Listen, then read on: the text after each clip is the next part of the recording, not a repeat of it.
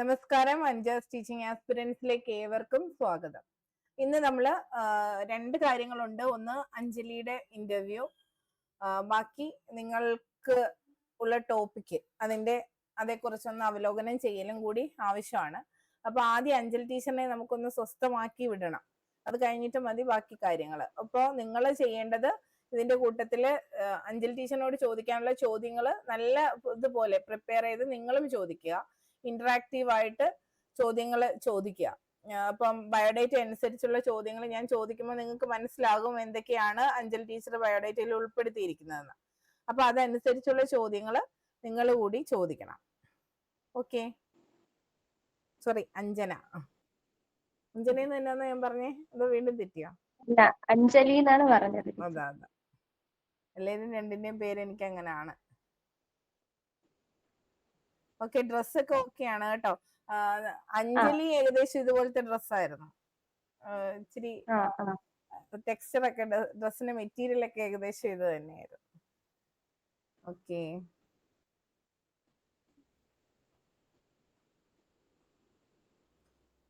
BSc chemistry പഠിച്ചത് NSS college Nilamel അല്ലേ? അതെ ടീച്ചറെ. NSS full form? NSS college, അതിന്റെ full form national service scheme. അതോടെ NSS കോളേജിന്റേത് നായർ സർവീസ് സൊസൈറ്റി. ഞാൻ കോളേജിന്റെ ഫുൾ ഫോം എന്ന് ചോദിച്ചപ്പോ നാഷണൽ സർവീസ് സ്കീം ആണോ പറയുന്നത്? അല്ല, പെട്ടെന്ന് തിരിഞ്ഞു പോയതാ. ഓക്കെ, ഞാൻ അറിയുന്നതിന്ന് പോട്ടെന്ന് വെച്ചപ്പോ ആദ്യമേ. ഓക്കെ, സാരമില്ല, ടെൻഷൻ്റെ ഒന്നും ഒരു ആവശ്യമില്ല. ഈ അനാവശ്യമായിട്ട് മറ്റുള്ളവരുടെ അനുഭവങ്ങൾ കേൾക്കാത്തയാ നല്ലത്. അതുകൊണ്ടാണ് ഇന്ന് ചില അനുഭവങ്ങളുടെ പറച്ചിൽ ഞാൻ അങ്ങ് മാറ്റി വെച്ചതും അതുകൊണ്ടാണ്. അപ്പം ഇനി ഇൻ കേസ് IOTs അവിടെ ഇങ്ങനെയായിരുന്നു എന്തെങ്കിലും ഒന്ന് കേട്ട് കഴിഞ്ഞാൽ എനിക്കറിയാം അഞ്ജന ഇപ്പൊ എങ്ങനെ ഇരിക്കുന്നതെന്ന്. അപ്പൊ അതും കൂടെ കൊണ്ടാണ് ഞാൻ ഇന്ന് അത് മാറ്റി വെച്ചത്. ഓക്കെ, എല്ലാവരും ഹാപ്പി ആയിട്ടാണ് പോയിരിക്കുന്നത്. നമ്മുടെ എല്ലാ കുട്ടികളും നന്നായിട്ട് അറ്റൻഡ് ചെയ്തു. അപ്പം തീർച്ചയായിട്ടും അഞ്ജനെ സംബന്ധിച്ച് ഭാഷ കയ്യിലുണ്ട്, നന്നായി സംസാരിക്കാനൊക്കെ കഴിവുണ്ട്. ഒരു അടുക്കും ചിട്ടയോടും കൂടിയാണ് സംസാരിച്ചിട്ടുള്ളത്. തുടക്കത്തിൽ നമ്മുടെ അടുത്ത് വന്നപ്പോൾ ഉണ്ടായ ചോദ്യത്തിനപ്പുറത്ത് നിന്നൊക്കെ ഉത്തരം പറയുന്ന ഒരു രീതി ഉണ്ടായിരുന്നു. അതിനകത്ത് ചോദ്യത്തിന്റെ ഉള്ളിൽ നിന്ന് പറയാതെ അതൊക്കെ ഒരുപാട് മാറി. ഇങ്ങനെ പോസിറ്റീവായിട്ട് ഒരുപാട് മാറ്റങ്ങളുണ്ട്. അതിൽ വിശ്വസിച്ചങ്ങ് പോയാൽ മതി കേട്ടോ. നിലവില് ഓഫീസ് അറ്റൻഡന്റ് ആണ് അല്ലേ? അതെ ടീച്ചറെ. ഏത് വർഷമാണ് ജോലി കിട്ടിയത്? ജോലി കിട്ടിയത് 2023 ജനുവരി 4-നാണ് ഞാൻ സർവീസിൽ ജോയിൻ ചെയ്യുന്നത്. തുടർന്ന് ഞാൻ DLED പഠനം പഠിച്ചുകൊണ്ടിരിക്കുന്ന സമയത്താണ് എനിക്ക് ജോലി കിട്ടിയത്. ആ സമയത്ത് ഞാൻ 8 മാസത്തോളം ലീവ് എടുത്തിട്ടാണ് DLED പഠനം പൂർത്തിയാക്കിയത്. ഓക്കെ, പഠിച്ചുകൊണ്ടിരിക്കെ തന്നെ ജോലി കിട്ടി. DLED താല്പര്യത്തോടെയാണോ തെരഞ്ഞെടുത്തത്? അതെ ടീച്ചറെ, താല്പര്യത്തോടെയാണ് ഞാൻ തെരഞ്ഞെടുത്തത്.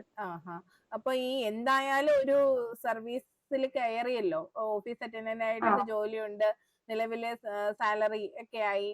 അപ്പൊ പിന്നീട് ഇങ്ങനെ എന്താണ് അധ്യാപനത്തിലേക്ക് വരേണ്ട കാര്യമുണ്ടോ? സർക്കാർ ജോലിയൊക്കെ കിട്ടി ഒരിടത്ത് സേഫ് ആയല്ലോ.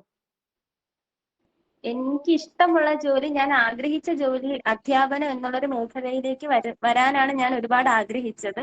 അതുകൊണ്ട് തന്നെയാണ് ഞാൻ അതിനുവേണ്ടി ഒരുപാട് കഷ്ടപ്പെട്ട് പഠിച്ചതും അല്ല. അതുകൊണ്ട് എനിക്ക് ആ ജോലി അത്രത്തോളം ഇഷ്ടമാണ്. അതുകൊണ്ടാണ് ഞാൻ ഇഷ്ടമല്ലെന്നല്ല ടീച്ചറെ, ആദ്യമായിട്ട് ഞാൻ ഡിഗ്രി കഴിഞ്ഞതിന് ശേഷം ഒരു ജോലി സ്വന്തമായിട്ട് നിൽക്കണം, ആരെയും ആശ്രയിക്കാതെ സ്വന്തം പൈസ കൊണ്ട് ജീവിക്കണം എന്നുള്ളൊരു രീതിയിലാണ് ഞാൻ ആദ്യമായിട്ട് പഠിച്ച് ഓഫീസ് അറ്റൻഡ് OA എന്ന പോസ്റ്റിലേക്ക് എത്തുന്നത്. പക്ഷെ ആ പോസ്റ്റിൽ എത്തുമ്പോഴും എന്റെ ഉള്ളില് എനിക്കൊരു അധ്യാപിക ആകണം എന്നുള്ള ഒരു ആഗ്രഹം ഉണ്ടായിരുന്നു. പക്ഷെ അതിന് DLED BEd പോലുള്ള കോഴ്സുകൾ പഠിക്കണമായിരുന്നു. അതുകൊണ്ട് ഞാൻ DLED കോഴ്സിനോടൊപ്പമാണ് PSC പഠനവും മുന്നോട്ട് കൊണ്ടുപോയത്. ആ സമയത്താണ് എനിക്ക് OA ആയിട്ട് ജോലി ലഭിച്ചത്. ഓക്കെ, ഈ ജോലിക്ക് എന്തെങ്കിലും കുറവുള്ളതായിട്ട് തോന്നുന്നുണ്ടോ? എനിക്ക് ഓഫീസ് അറ്റൻഡന്റായി ജോലിയുള്ളത് ഒരു സ്കൂളിലാണ്, ഒരു UP സ്കൂളിലാണ്. അപ്പൊ ഞാൻ കൂടുതൽ സമയവും ചിലവാക്കുന്നത് LP UP അധ്യാപകരോടൊപ്പമാണ്.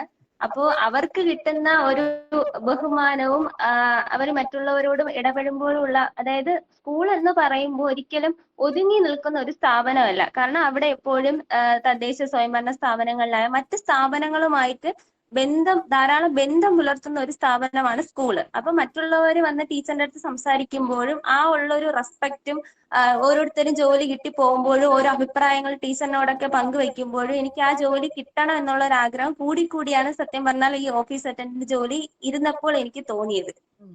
ഞാൻ ചോദിച്ചത് ഓഫീസ് അറ്റൻഡന്റ് എന്നുള്ള ജോലി ഒരു കുറവായിട്ട് തോന്നുന്നുണ്ടോ? ജോലി അതിന്റെ ആ ഒരു കുറവായിട്ട് തോന്നുന്നില്ല.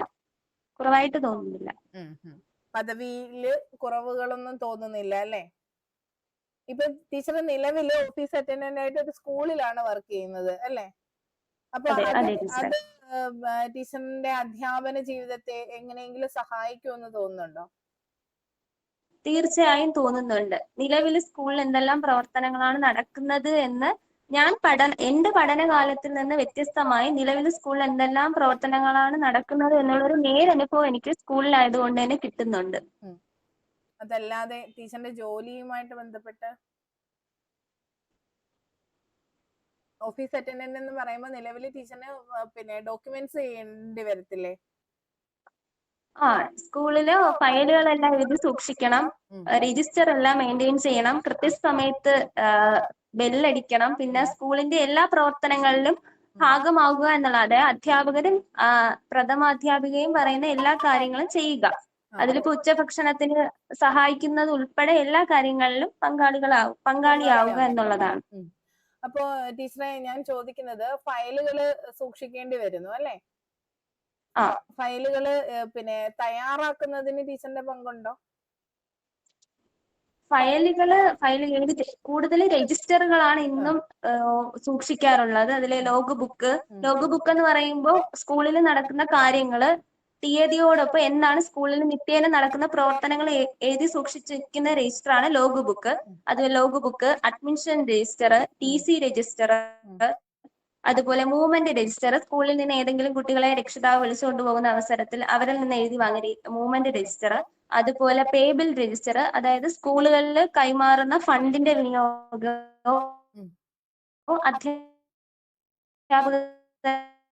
രജിസ്റ്റർ, പിന്നെ അക്വിറ്റൻസ് രജിസ്റ്റർ, ഇങ്ങനെ ധാരാളം രജിസ്റ്ററുകളുണ്ട്. അതെല്ലാം എഴുതി സൂക്ഷിക്കുക. പിന്നെ സാലറി പ്രോസസ് ചെയ്യുക. ഇതൊക്കെയാണ് പ്രധാനമായും ഓഫീസിനകത്ത് ചെയ്യുന്നത്. അപ്പോ ഞാൻ എന്റെ അടുത്ത ചോദ്യത്തിന്റെ ഉത്തരം നേരത്തെ കയറിയങ്ങ് പറഞ്ഞു. അപ്പോ പിന്നെ അതായത് ഓഫീസിലെ രജിസ്റ്ററുകൾ കീപ്പ് ചെയ്യുന്നുണ്ട്, രജിസ്റ്ററിൽ എഴുതി തയ്യാറാക്കുന്നുണ്ട്. ഞാൻ ആദ്യമേ ചോദിച്ചു, ടീച്ചർ ഇപ്പൊ OA ആയിട്ട് വർക്ക് ചെയ്യുന്നത് ടീച്ചറിന്റെ അധ്യാപിക എന്ന നിലയിലേക്ക് എന്തൊക്കെ സഹായകരമാണ്, എന്തൊക്കെ അർത്ഥത്തിൽ, ഏതൊക്കെ രീതിയിൽ? ടീച്ചർ പറയുന്നത് എന്തൊക്കെ പോയിന്റുകളാണ്, അവിടുത്തെ പ്രവർത്തനങ്ങൾ കണ്ട് മനസ്സിലാക്കാം എന്നുള്ള തരത്തിലല്ലേ സംസാരിച്ചത്? അപ്പോ ഒരു സ്കൂളിലെ A-to-Z റെക്കോർഡുകളെ കുറിച്ച് സാധാരണഗതിയിലുള്ള അധ്യാപകർക്ക് അറിയില്ല. അറിയാനാകുമോ? എല്ലാ ടീച്ചേഴ്സിനും അതിനെക്കുറിച്ച് നമുക്ക് ഇങ്ങനെ ലോഗ് ബുക്ക് ഉണ്ട്, മൂവ്മെന്റ് രജിസ്റ്റർ ഒക്കെ അറിയാം, ലോഗ് ബുക്ക് അറിയാം, TC രജിസ്റ്റർ ഉണ്ട്, ഇങ്ങനെയൊക്കെ അറിയാം. പക്ഷെ അതിനെക്കുറിച്ച് ഒരു ഡീപ്പ് നോളജോ അത് തയ്യാറാക്കലോ അതിന്റെ എല്ലാ പ്രോസസ്സിലൂടെയും പോകാനുള്ള ഒരു ഭാഗ്യം എല്ലാ അധ്യാപകർക്കും ഉണ്ടായിട്ടുണ്ടോ?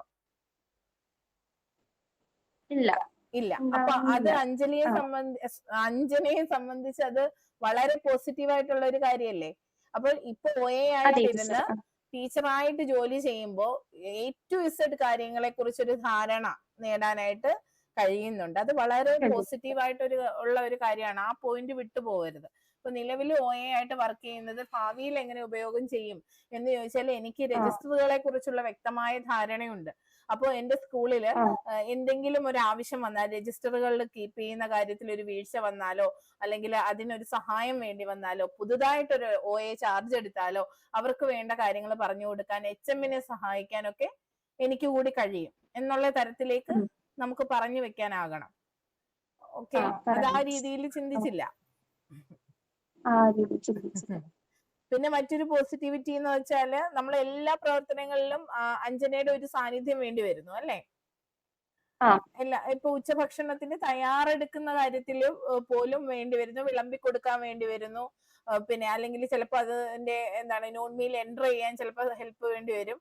അങ്ങനെ എല്ലാ ആ കാര്യത്തിലും പങ്കെടുക്കേണ്ടി വരുന്നു. അപ്പോ ജോലി ചെയ്യാനുള്ള മനോഭാവം അല്ലെ, ഏത് ജോലിയും അതെ ഏറ്റെടുത്ത് ടീച്ചറെ. ചെയ്യാനുള്ള പോസിറ്റിവിറ്റി കിട്ടിയതും ഈ ഒരു ഇതിൽ നിന്നാണെന്ന് പറഞ്ഞൂടെ?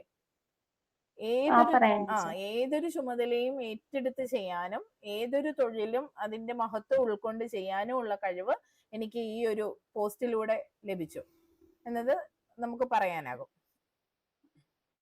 നിങ്ങൾക്ക് എന്തെങ്കിലും ചോദ്യം ചോദിക്കാനുണ്ടോ ആർക്കെങ്കിലും ഇതുമായി ബന്ധപ്പെട്ട? നാടൻ പാട്ട് എഴുതിയിട്ടുണ്ടല്ലോ അഞ്ജന അഞ്ജന ടീച്ചറെ, അപ്പോഴൊരു നാടൻ ഇപ്പൊ പാട്ടൊന്ന് ചോദിച്ച പാടാമോ? ചോദ്യവുമായി ബന്ധപ്പെട്ട് അഡീഷണൽ ചോദ്യം. ഞാനത് മോക്ക് ടെസ്റ്റ് ഞാൻ ഒരു പ്രാവശ്യം നടത്തിയതാ, മോക്ക് ഇന്റർവ്യൂ.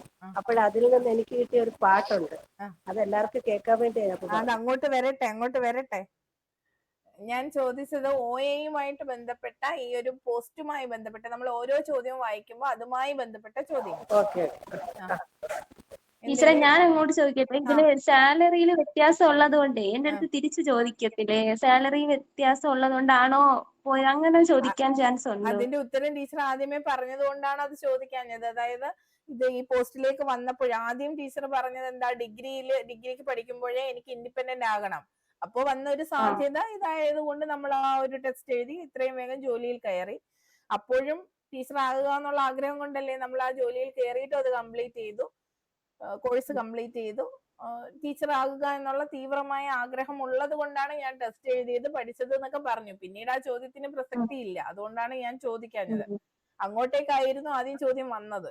അപ്പൊ പിന്നെ അത്രയും പറഞ്ഞത് കൊണ്ട് അത് ആവശ്യം വന്നില്ല. ഓക്കെ. സിസ്റ്ററും DLED-നാണ്. എല്ലാവരും അധ്യാപന ജീവിതത്തിലേക്ക് പോവുക ആണോ? ഓക്കെ. ഇല ആൽബം, ഇല പ്രിന്റിങ്, പൂന്തോട്ട പരിപാലനം, ഇതൊക്കെയാണ് ഹോബി ആയിട്ട് വെച്ചിരിക്കുന്നത്. ഇല ആൽബം തയ്യാറാക്കൽ എന്ന് വേണമെങ്കിൽ സാരമില്ല, ഇത്രയും മതി. ഇല ആൽബം, ഇല പ്രിന്റിങ്, പൂന്തോട്ട പരിപാലനം. ഈ ഇല ആൽബവും ഇല പ്രിന്റിങ്ങും ഒരു വ്യത്യസ്തമായ ഒരു കാര്യമായിട്ട് തോന്നുന്നല്ലോ. എങ്ങനെയാണ് ഈ മേഖലയിലേക്ക് എത്തിയത്? ഇല ആൽബം എപ്പോഴും ചെയ്യാറുണ്ടോ? ഇലകളും വ്യത്യസ്തമായ ഇലകളൊക്കെ കിട്ടുമ്പോൾ ആദ്യം അത് സൂക്ഷിച്ചു വെക്കുന്ന ഒരു പതിവുണ്ടായിരുന്നു. അപ്പൊ സൂക്ഷിച്ചു വെക്കുമ്പോൾ അത് നഷ്ടപ്പെട്ടു പോകും എന്നുള്ളൊരു തോന്നൽ ഉണ്ടായപ്പോഴാണ് അത് ഒരു ബുക്കിലേക്ക് മാറ്റി ഓരോന്നോരോന്നായി പേരെഴുതി സൂക്ഷിച്ചു വെക്കുക. അപ്പൊ അത് ഏതൊരു കാലത്തേക്കും നമുക്ക് പിന്നീട് ഒരു അവസരത്തിൽ എടുത്ത് നോക്കാനും റെഫർ ചെയ്യാനും ഒക്കെ ഉപയോഗിക്കാം എന്നുള്ള രീതിയിലാണ് ഞാൻ ഇല ആൽബം തയ്യാറാക്കുന്നത്. പിന്നെ ഇല പ്രിന്റിംഗ് എന്ന് പറയുമ്പോൾ ഇലകൾ വച്ചിട്ട് ആ രൂപം വച്ചതിന് ശേഷം അതിന് ചുറ്റും പെയിന്റ് ചെയ്യുകയോ, പെയിന്റ് ഇങ്ങനെ കുടഞ്ഞു വീഴ്ത്തുമ്പോൾ ആ ഇല എടുത്തു മാറ്റുന്ന സമയത്ത് ഇലയുടെ ആകൃതി കിട്ടും. അങ്ങനെ ആകൃതികൾ ഉപയോഗിച്ച് ഇലയുടെ രൂപങ്ങൾ ഉപയോഗിച്ച് വിവിധ പക്ഷികളോ അങ്ങനെ കുട്ടികൾക്ക് ഇഷ്ടപ്പെടുന്ന രീതിയിലുള്ള എന്തെങ്കിലുമൊക്കെ രൂപങ്ങൾ ക്രിയേറ്റ് ചെയ്യാനാണ് ഞാൻ അങ്ങനെ ഒരു ഹോബി വെച്ചത്. ഈ ഇല ആൽബം എന്ന് ടീച്ചർ പറഞ്ഞ പ്രകാരം ഇല ഉണക്കിയാണോ സൂക്ഷിക്കുന്നത്? ഇല ഉണക്കിയും സൂക്ഷിക്കാറുണ്ട്, അല്ലാതെ പച്ച ഇലയായി തന്നെയും പഴുത്ത ഇലയായി തന്നെയൊക്കെ സൂക്ഷിക്കാറുണ്ട്. ഇപ്പൊ ഉണക്കിയ ഇല സൂക്ഷിക്കുന്നത് കൊണ്ടുള്ള ഒരു ഉപയോഗം എന്ന് പറയുമ്പോൾ നമുക്ക് പരിസര പഠനത്തിൽ അതിലൊരു സാധ്യതയുണ്ട്. കാരണം ഇല ഉണങ്ങുന്ന സമയത്ത് ചോദ്യം കേട്ട് ഉത്തരം പറഞ്ഞേ.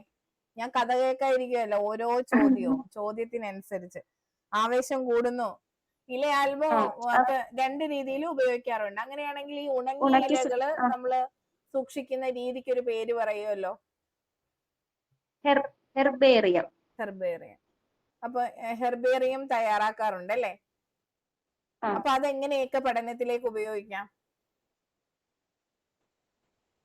ഹെർബേറിയം എങ്ങനെ പഠനത്തിൽ ഉപയോഗിക്കാം? അതിലൊരു പരിസര പഠനത്തിന് സാധ്യതയുണ്ട്. അതായത് ഇല ഉണങ്ങുമ്പോൾ ഇലയിലെ ആ ലൈൻസ് നമുക്ക് വ്യക്തമായിട്ട് കാണാൻ കഴിയും. അപ്പോ ആ ഇലയിലും സ്ഥിരാവിന്യാസമാണോ ജാലികാ വിന്യാസമാണോ എന്ന് നമുക്ക് കണ്ടെത്താനും അത് ക്ലാസ് റൂമിൽ പ്രയോജനപ്പെടുത്താനും കഴിയുന്നു. ഈ ലൈൻസ് എന്നുള്ളത് മാറ്റിയിട്ട് ഇലയിലെ സ്ഥിരാവിന്യാസം നമുക്ക് നിരീക്ഷിക്കാനാകും. അപ്പൊ അത് ജാലികാ സ്ഥിരാവിന്യാസമാണോ അതോ പിന്നെ രേഖീയ സ്ഥിരാവിന്യാസമാണോ എന്ന് തിരിച്ചറിയാനായിട്ട് സഹായിക്കും. അങ്ങനെയാണെങ്കിൽ ടീച്ചറെ ഈ സ്ഥിരാവിന്യാസങ്ങളൊക്കെ നമ്മൾ ഏത് ക്ലാസ്സിലായിരിക്കും പഠിപ്പിക്കുക? 3ാം ക്ലാസ്സിലെ പരിസര പഠന പുസ്തകത്തിലുണ്ട് ടീച്ചറെ ഈ വിന്യാസത്തെ കുറിച്ച്. അവിടെ സസ്യത്തെ കുറിച്ച്, സസ്യത്തിന്റെ ഭാഗങ്ങളെ കുറിച്ച് പഠിക്കാനുണ്ട്. അങ്ങനെയാണെങ്കിൽ ആ ചാപ്റ്ററിന്റെ പേര് ഓർമ്മയുണ്ടോ? ഓർത്ത് നോക്കിയാ മതി, ടെൻസ്ഡ് ആവാൻ നോക്കി വെച്ചിരുന്നാ മതി. അങ്ങനെയാണെങ്കിൽ ടീച്ചറെ ഈ ജാലിക ശിലാവിന്യാസമുള്ള സസ്യങ്ങളുടെ മറ്റൊരു പ്രത്യേകത ഒന്ന് പറഞ്ഞു തരാമോ?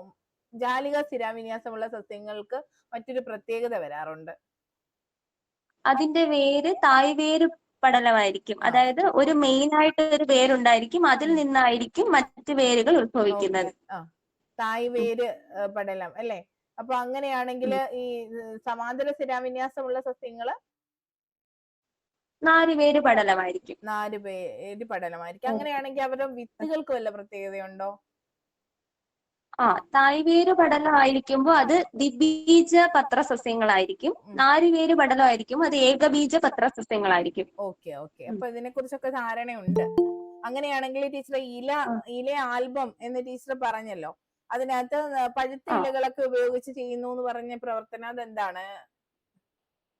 എങ്ങനെയാണ് അത്? വെറുതെ ഇലയായിട്ട് ഒട്ടിക്കാണോ അതോ രൂപങ്ങളാക്കും? പഴുത്ത ഇല, പച്ചയും മഞ്ഞയും ആകുമ്പോ ഒരു നിറത്തിനൊരു ആകർഷകതയുണ്ട്. അപ്പൊ അതിലെ രൂപങ്ങളൊക്കെ ഉണ്ടാക്കുമ്പോ കുറച്ചുകൂടി മനസ്സിനൊരു സന്തോഷമായിട്ട് എനിക്ക് തോന്നിയത് കൊണ്ടാണ് ഞാൻ അങ്ങനെ ചെയ്യാറ്. അപ്പൊ ടീച്ചർ അത് ചെടികൾക്ക് ദോഷമല്ലേ? നമ്മൾ ഈ ഇല പറിച്ചു കളയുന്നു എന്നൊക്കെ വരുമ്പോൾ അത് നമ്മള് നമ്മള് കുട്ടികളെ സസ്യങ്ങളെ സംരക്ഷിക്കാനല്ലേ പഠിപ്പിക്കുന്നത്?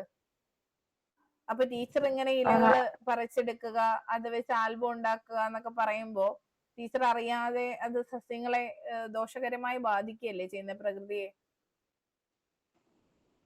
ഒരു വളർച്ച എത്തുന്ന ഏതൊരു ചെടിയായാലും അതിന്റെ പുഷ്പകാലം കഴിഞ്ഞതിന് ശേഷം നമ്മൾ അതിനെ ഒന്ന് കട്ട് ചെയ്ത് നിർത്തുമ്പോൾ അതിനെ വീണ്ടും പുഷ്പിക്കാനുള്ള ഒരു കഴിവുണ്ടാവുന്നു. അപ്പൊ ആ കട്ട് ചെയ്യുന്ന സമയത്തുള്ള ഇലകളാണ് ഞാൻ കൂടുതലും ഇതിനു വേണ്ടി തിരഞ്ഞെടുക്കുന്നത്.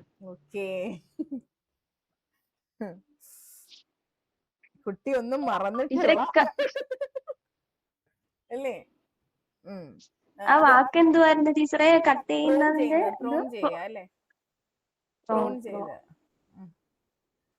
ഓക്കെ. അപ്പൊ നിങ്ങൾക്ക് എന്തെങ്കിലും ചോദിക്കാനുണ്ടോ? ഇല പ്രിന്റിങ്, ഇല ആൽബം, പൂന്തോട്ട പരിപാലനം. ഉറങ്ങിയിരിക്കുവാണെങ്കിൽ ചോദിക്കാൻ ഇല്ലാത്ത എല്ലാ എണ്ണത്തിനും ഞാൻ ഇപ്പൊ റിമൂവ് ചെയ്തോളെ. ടീച്ചർ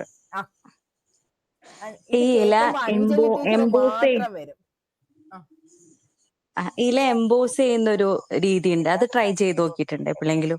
അതായത് കളിമൺ പ്രതലത്തിലെങ്ങാനും ഇല വെച്ചിട്ട് അതിങ്ങനെ നമ്മൾ ഈ ചപ്പാത്തി ഉരുട്ടുന്ന സാധനമില്ലേ, അത് വെച്ചിങ്ങനെ ഉരുട്ടി കഴിഞ്ഞാൽ അതിന്റെ ആ രേഖാവിന്യാസങ്ങളൊക്കെ കൃത്യമായിട്ട് തെളിഞ്ഞ് അതൊരു ആൽബം പോലെ സൂക്ഷിക്കുന്ന ഏർപ്പാടുണ്ട്. അപ്പൊ നമ്മൾ ഈ ഇല വെച്ച ആൽബം തയ്യാറാക്കുന്നതിനെക്കാട്ടും കുട്ടികൾക്ക് കണ്ടു പരിചയമില്ലാത്തൊരു കാര്യം. അപ്പൊ കുറച്ചും കൂടി നമുക്ക് ക്ലാസ്സിൽ അത് ഒന്നും കൂടി ഉപയോഗിക്കാമല്ലോ. അപ്പൊ ടീച്ചർക്ക് ഇതൊരു ഹോബി എന്നുള്ള രീതിയിൽ ഒന്ന് വിപുലീകരിക്കുന്ന സാധ്യത ആലോചിച്ച് നോക്കിയിട്ടുണ്ട് എപ്പോഴെങ്കിലും?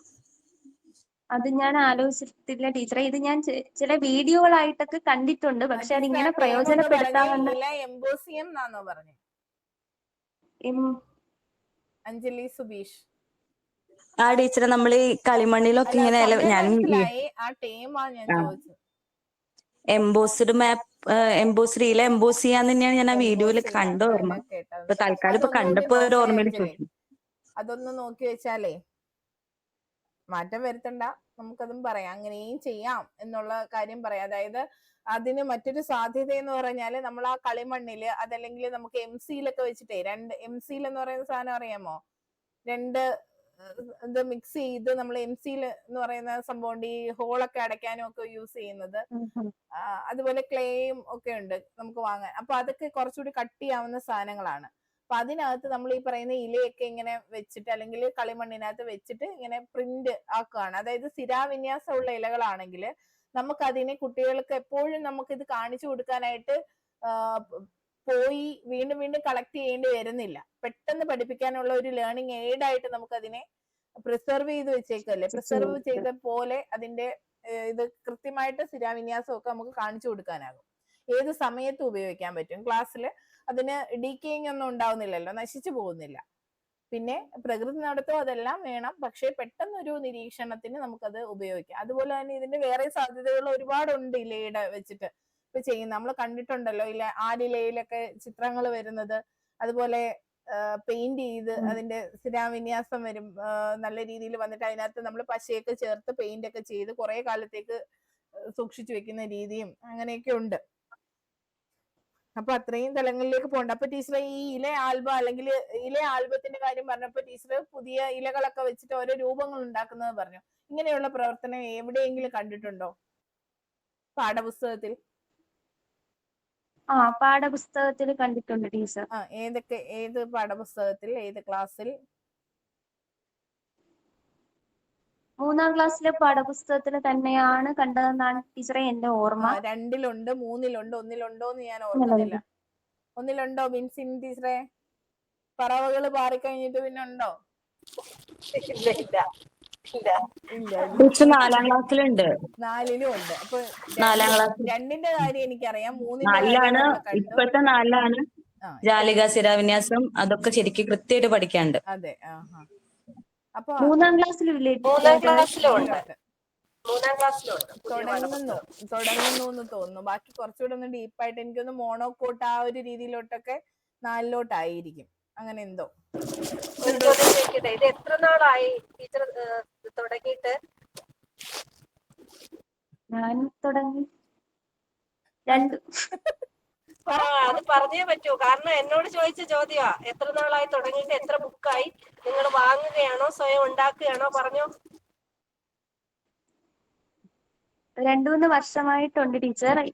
ഇതേ കൊറോണ സമയത്താണ് ഞാൻ ഇതിലേക്ക് കൂടുതലായും തിരിഞ്ഞത്. കാരണം ആ സമയത്ത് കൂടുതൽ ചെടികള് പൂന്തോട്ടം പരിപാലനം എന്നുള്ള ഒരു രീതിയിലേക്ക് തിരികെ ആ സമയത്താണ് കൂടുതൽ ചെടികളെ നട്ടു വളർത്തുകയും ചെയ്തത്. ആ സമയത്താണ് ഞാൻ എന്റെ ഈ ഹോബി കൂടുതൽ രീതിയിൽ കടുത്താർജിച്ച് ചെയ്തു തുടങ്ങിയത്.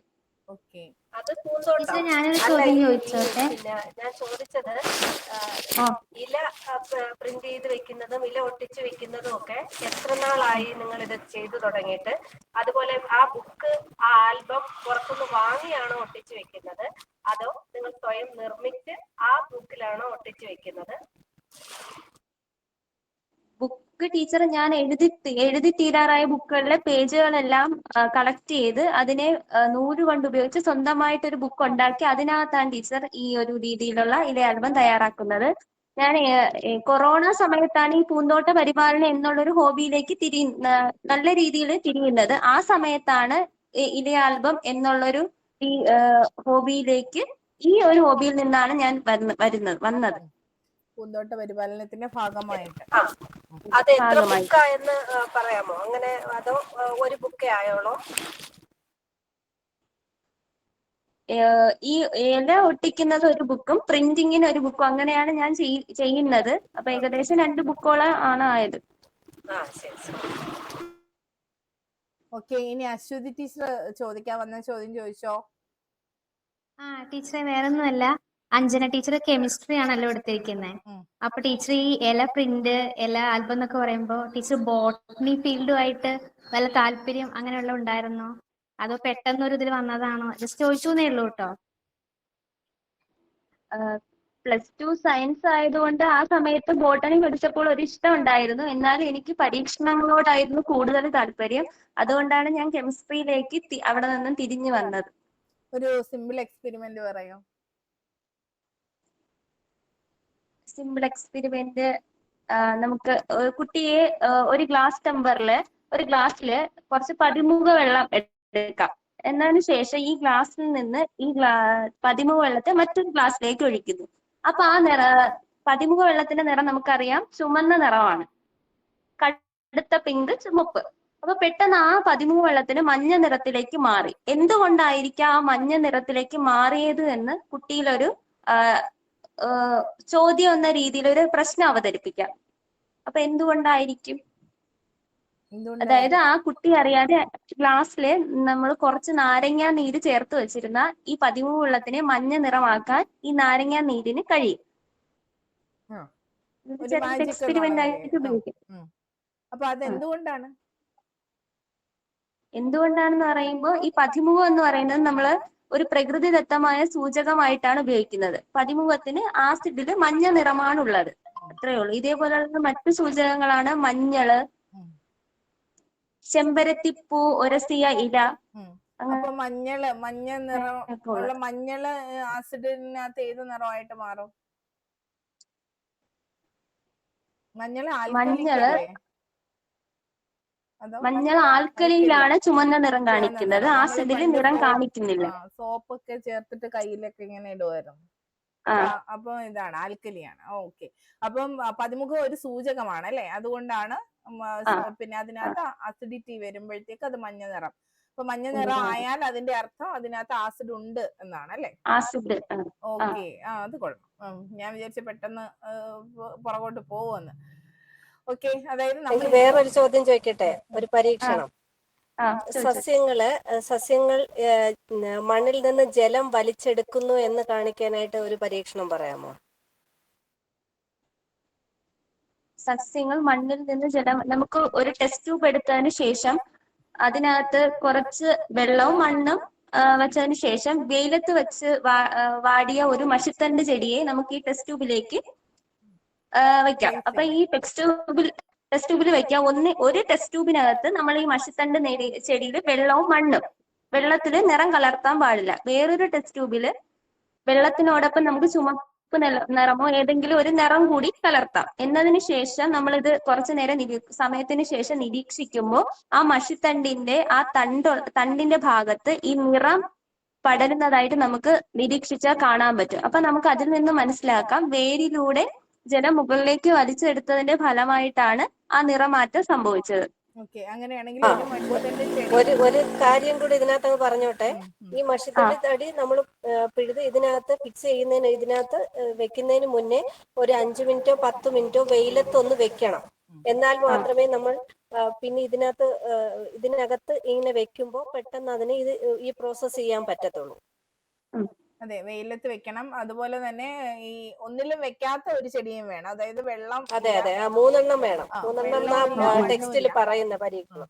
അപ്പൊ അതില് അതിന്റെ മണ്ണ് ചേർക്കുന്നുണ്ടോ ടീച്ചറെ? മണ്ണ് മണ്ണുണ്ടോ? ചേർക്കുന്നു എന്ന് പറയുന്നില്ല. ടെസ്റ്റ് ട്യൂബില് ഒരെണ്ണം സാധാ വെള്ളവും, രണ്ടാമത്തേതില് നിറം കലർന്ന വെള്ളവും, മൂന്നാമത്തെ വെള്ളമില്ലാത്ത ഒരു ടെസ്റ്റ് ട്യൂബും.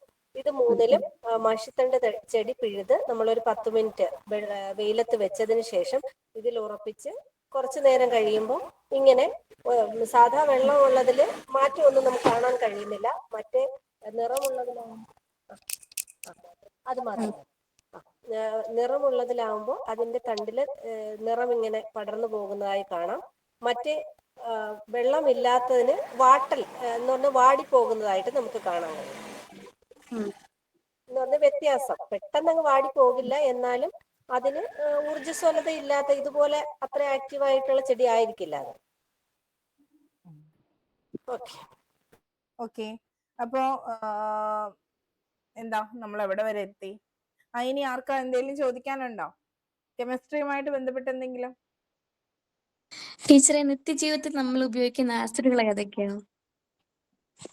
നിത്യജീവിതത്തിൽ നമ്മൾ പുളി, ടാർട്ടാറിക് ആസിഡ് ഉപയോഗിക്കുന്നു. നാരങ്ങ സിട്രിക് ആസിഡ് ആണ്. അതുപോലെ ഉറുമ്പ് കടിക്കുമ്പോൾ നമുക്ക് വേദന അനുഭവപ്പെടാറുണ്ട്, അത് ഫോമിക് ആസിഡ് ആണ്. ഈ ഫോമിക് ആസിഡ് ആണ് നമ്മൾ റബ്ബർ പാല് ഉറയ്ക്കുന്നതിന് വേണ്ടി ഉപയോഗിക്കുന്നത്. ആപ്പിളില് മാലിക് ആസിഡ്. പിന്നെ തേയിലയില് ചായ ഇട്ട് കുടിക്കുന്ന തേയിലയില് ടാനിക് ആസിഡ്. തക്കാളിയില് ഓക്സാലിക് ആസിഡ്. ഓക്കെ. എനിക്ക് ഒരെണ്ണം വിട്ടുപോയി. നമ്മുടെ അസിറ്റിക് ആസിഡ്, വിനെഗർ പറഞ്ഞില്ല. വിനാഗിരി, അസിറ്റിക് അസിറ്റിക് ആസിഡിന്റെ ഫോർമുല അറിയോ ടീച്ചറെ? CH3COH. ഓക്കെ. കൊച്ചിനെ ടെൻഷൻ എടുപ്പിച്ച് കൊല്ലണോ? ഫോമിലൊക്കെ നോക്കി വെച്ചിട്ട് പോ. പിന്നെ എന്താണ് ഈ പറഞ്ഞ ചോദ്യം, അതായത് നിത്യജീവിതത്തിലെ രസതന്ത്രം, അതുപോലെ അടുക്കളയിലെ രസതന്ത്രം എന്ന് പറഞ്ഞിട്ട് നമ്മള് ഈ കോവിഡിന്റെ സമയത്ത് ഒരു പദ്ധതി ഉണ്ടായിരുന്നു. ഞാനത് പറഞ്ഞല്ലോ, വീടൊരു വിദ്യാലയം പദ്ധതി. കോവിഡിന്റെ സമയത്ത് നടപ്പിലാക്കിയതാണ്. കുട്ടികൾ വീട്ടിലേക്കായി പോയപ്പോ പിന്നെ രക്ഷിതാക്കൾക്ക് വേണ്ട നിർദ്ദേശങ്ങളൊക്കെ കൊടുത്ത് വീട്ടിലെ വസ്തുക്കളൊക്കെ ഉപയോഗിച്ച് കുട്ടികളെ പഠനത്തിലേക്ക് കൊണ്ടുവരിക. ഇപ്പം ഇങ്ങനെയുള്ള ലഘു പരീക്ഷണങ്ങളൊക്കെ അന്നൊക്കെ കൊടുത്തിരുന്നു. അപ്പൊ അതൊക്കെ നമുക്കൊന്ന് ഓർത്ത് വെച്ചിരിക്കുന്നത് നല്ലതാണ്. അടുക്കളയിലെ രസതന്ത്രം എന്ന് പറഞ്ഞാൽ എവിടെയോ ചോദിച്ചു നമ്മൾ ഈ ഇന്റർവ്യൂവിന്. അടുക്കളയിലുള്ള രാസവസ്തുക്കൾ എന്തൊക്കെയാണെന്ന് അന്ന് അഞ്ജലി തന്നെയാണ് ഈ ചോദ്യം എന്നോട് എന്തോ ചോദിക്കുകയൊക്കെ ചെയ്യും. ആണോ? ടീച്ചറെ അപ്പൊ ഈ ലാബ് അറ്റ് ഹോം പദ്ധതിയോ? ലാബ് അറ്റ് ഹോം പദ്ധതി ഇതിന്റെയൊക്കെ ചുവട് പിടിച്ചല്ലേ ആര്യ ടീച്ചറെ? അതെ ടീച്ചറെ. പറഞ്ഞോളൂ. അത് ലാബ് അറ്റ് ഹോം കേട്ടിട്ടുണ്ടോ അഞ്ജനെ? ഞാൻ കേട്ടിട്ടില്ല ടീച്ചർ. ആര്യ ടീച്ചറെ പറഞ്ഞോളൂ. അത് കോവിഡ് ടൈമിൽ തന്നെ നടന്ന ഒരു പദ്ധതിയാണ്. കാരണം കുട്ടികൾക്ക് സ്കൂളിലേക്കൊന്നും വരാൻ പറ്റാത്ത സാഹചര്യം ആയതുകൊണ്ട് വീട്ടിൽ തന്നെയുള്ള ഉപകരണങ്ങൾ വഴി കുട്ടി വീട്ടിൽ തന്നെ ലാബ് സജ്ജീകരിച്ച് പഠന പ്രവർത്തനത്തിൽ ഏർപ്പെടുന്നു. അതിനകത്ത് കൂടുതൽ ഈ പറയുന്ന വീട്ടിലെ തന്നെ വസ്തുക്കളാണ്. ഈ പറഞ്ഞ വീടൊരു വിദ്യാലയം പദ്ധതിയുടെ ഭാഗമായിട്ടാണ് അതൊക്കെ ചെയ്തത് കേട്ടോ. വീട്ടിലൊരു ലാബ്, എന്താണ് അതിന് പറഞ്ഞ പേരെന്താണ്? ലാബ് അറ്റ് ഹോം എന്നാണോ? Lab at home. Lab at home. Okay. ഇതിന്റെ ഇംഗ്ലീഷ് ആണോ ടീച്ചറെ അത്? അല്ല അല്ല അല്ല, വീടൊരു വിദ്യാലയം എന്നുള്ളത് ആയിരുന്നു ആ പദ്ധതിയുടെ പേര്. അതിന് പ്രത്യേകിച്ച് പിന്നെ ഇംഗ്ലീഷ് പേരായിട്ടൊന്നുമില്ല. അതിന്റെ ഭാഗമായിട്ടാണെന്ന് തോന്നുന്നു ലാബ് അറ്റ് ഹോം. ഇതൊക്കെ കൊണ്ടുവന്നത് ശാസ്ത്ര സാഹിത്യ പരിഷത്താണ്. ഈ പദ്ധതിക്കൊക്കെ റീസൺ ആയത് ശാസ്ത്ര സാഹിത്യ പരിഷത്താണ്. അതിന്റെ ഒരു കാരണം എന്ന് പറയുന്നത് കുട്ടികൾ മൊബൈൽ ഫോണിലേക്ക്, സ്ക്രീനിലേക്ക് ഒരുപാട് ടൈം പോവുകയും ഒരുപാട് പ്രശ്നങ്ങൾ അന്ന് ഉണ്ടായി. അപ്പൊ അത് പിന്നെ കുട്ടികളിലെ പിന്നെ ഈ വിഷാദ രോഗം കൂടുന്നു, കുട്ടികള് മാതാപിതാക്കൾ പറഞ്ഞ കേൾക്കുന്നില്ല, അങ്ങനെയൊക്കെയുള്ള അവസ്ഥ വന്നപ്പോ കൗൺസിലിംഗ് സെന്റർ ഒന്നും നമുക്ക് പ്രവർത്തിപ്പിക്കാനോ ഒന്നും പറ്റുന്നില്ല. അങ്ങനെ വന്നതാണ് ഈ ചിരി പോലുള്ള പദ്ധതികളും ഒക്കെ. അപ്പൊ ശാസ്ത്ര സാഹിത്യ പരിഷത്ത് ചെയ്ത പദ്ധതിയാണ് ഇത്. അവരുടെ നിർദ്ദേശമായിരുന്നു വീടൊരു വിദ്യാലയം പദ്ധതി. അതിന്റെ ഭാഗമായിട്ട് ഗണിതത്തിനും ഒക്കെ ഓരോരോ പ്രവർത്തനങ്ങൾ അവർ കൊടുത്തിരുന്നു. അതേക്കുറിച്ച് കൂടുതലൊന്നും നോക്കണ്ട, ജസ്റ്റ് ഒരു അവയർനെസ് മതി കേട്ടോ. അതൊരു സംഘടനയാണ് ടീച്ചറെ, സന്നദ്ധ സംഘടനയാണ് ഈ ശാസ്ത്ര സാഹിത്യ? അത് സംഘടനയാണ്. സംഘടന എന്ന് പറഞ്ഞാൽ ശാസ്ത്ര സാഹിത്യ പരിഷത്ത് എന്താണ് ശാസ്ത്രാവബോധം വളർത്താൻ വേണ്ടിയിട്ടുള്ള ഒരു സംഘടനയാണ്. പുസ്തകങ്ങളെല്ലാം കൊണ്ടുവരുന്നത് പരിഷത്താണ്. അത് നോക്കി വെക്കണം കേട്ടോ. ശാസ്ത്ര സാഹിത്യ പരിഷത്ത് ഒന്ന് സെർച്ച് ചെയ്ത്. NGO അല്ലേ ടീച്ചർ? NGO അല്ലേ? NGO, non government organisation. അത് സംഘടന തന്നെയാണ് ശാസ്ത്ര സാഹിത്യ പരിഷത്ത് എന്ന് പറയുന്നത്. അവിടെ ആ പരിഷത്തിന്റെ ഉദ്ദേശം ശാസ്ത്രബോധം വളർത്തുക എന്നുള്ളതാണ്. അപ്പൊ അതിനു വേണ്ടിയിട്ട് കുട്ടികളിലെ തന്നെയും കൊടുക്കാൻ കഴിയുന്ന ചെറു പുസ്തകങ്ങൾ, അവബോധം വളർത്തത്തക്ക രീതിയിലുള്ള പുസ്തകങ്ങൾ ഒക്കെ അവര് എന്താണ് പബ്ലിഷ് ചെയ്യുകയും കൊടുക്കുകയും ചെയ്യുന്നുണ്ട്. ഒപ്പം സെമിനാറുകൾ സംഘടിപ്പിക്കുന്നുണ്ട്, രക്ഷിതാക്കൾക്ക് വേണ്ട ബോധവൽക്കരണം കൊടുക്കുന്നുണ്ട്, അധ്യാപകർക്ക് വേണ്ട സെമിനാറുകൾ, അതുപോലെ ഈ ശാസ്ത്ര ദിനവും ഒക്കെ ആയിട്ട് ബന്ധപ്പെട്ട പരീക്ഷണങ്ങൾ സ്കൂളുകളിൽ വന്നിട്ട് അങ്ങനെയുള്ള പ്രവർത്തനങ്ങളൊക്കെ നടത്തുന്നുണ്ട്. അതാണ് പരിഷത്തിന്റെ പ്രവർത്തനങ്ങൾ.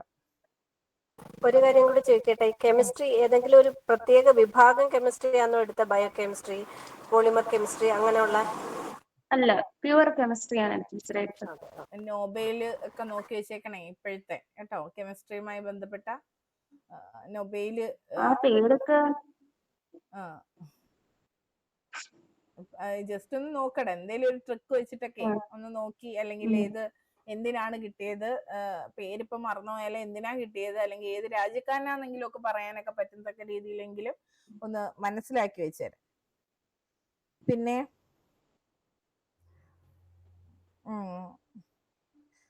അപ്പൂപ്പൻ പങ്കുവെച്ച ഒരു സ്കൂൾ അനുഭവം പറഞ്ഞ്.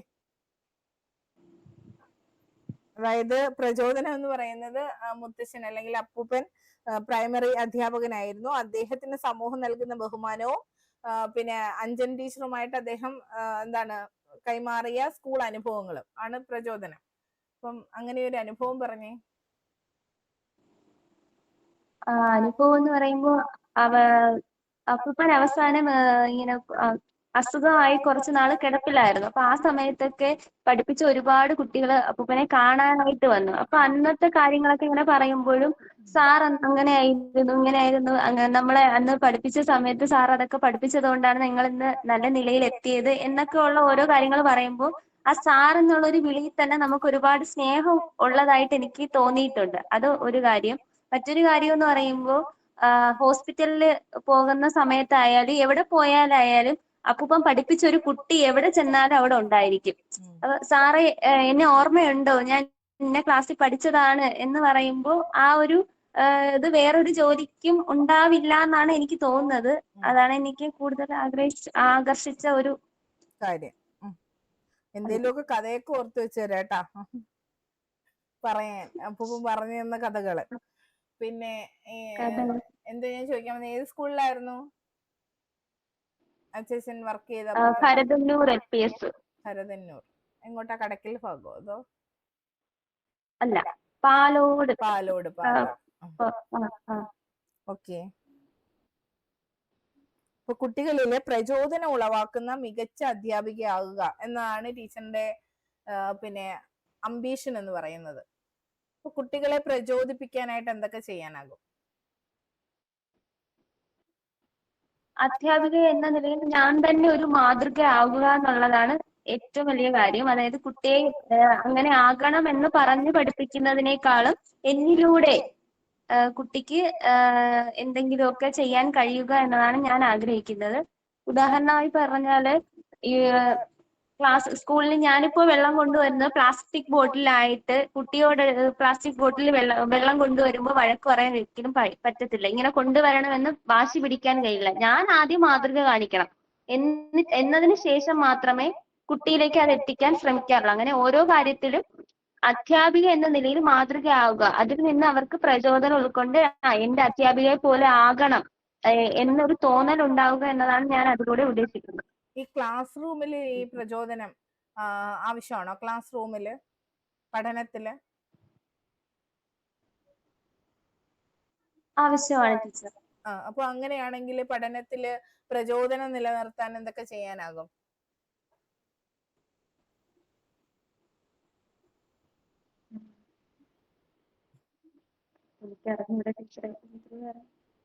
ഇത്രയും വലിയ ചോദ്യമൊക്കെ പറഞ്ഞിട്ട് ചെറിയ ചോദ്യം ചോദിക്കുമ്പോ, പഠനത്തിൽ കുട്ടിയെ പ്രചോദിപ്പിച്ച് നിർത്തണം, അതിനെന്തൊക്കെ ചെയ്യാനാകും?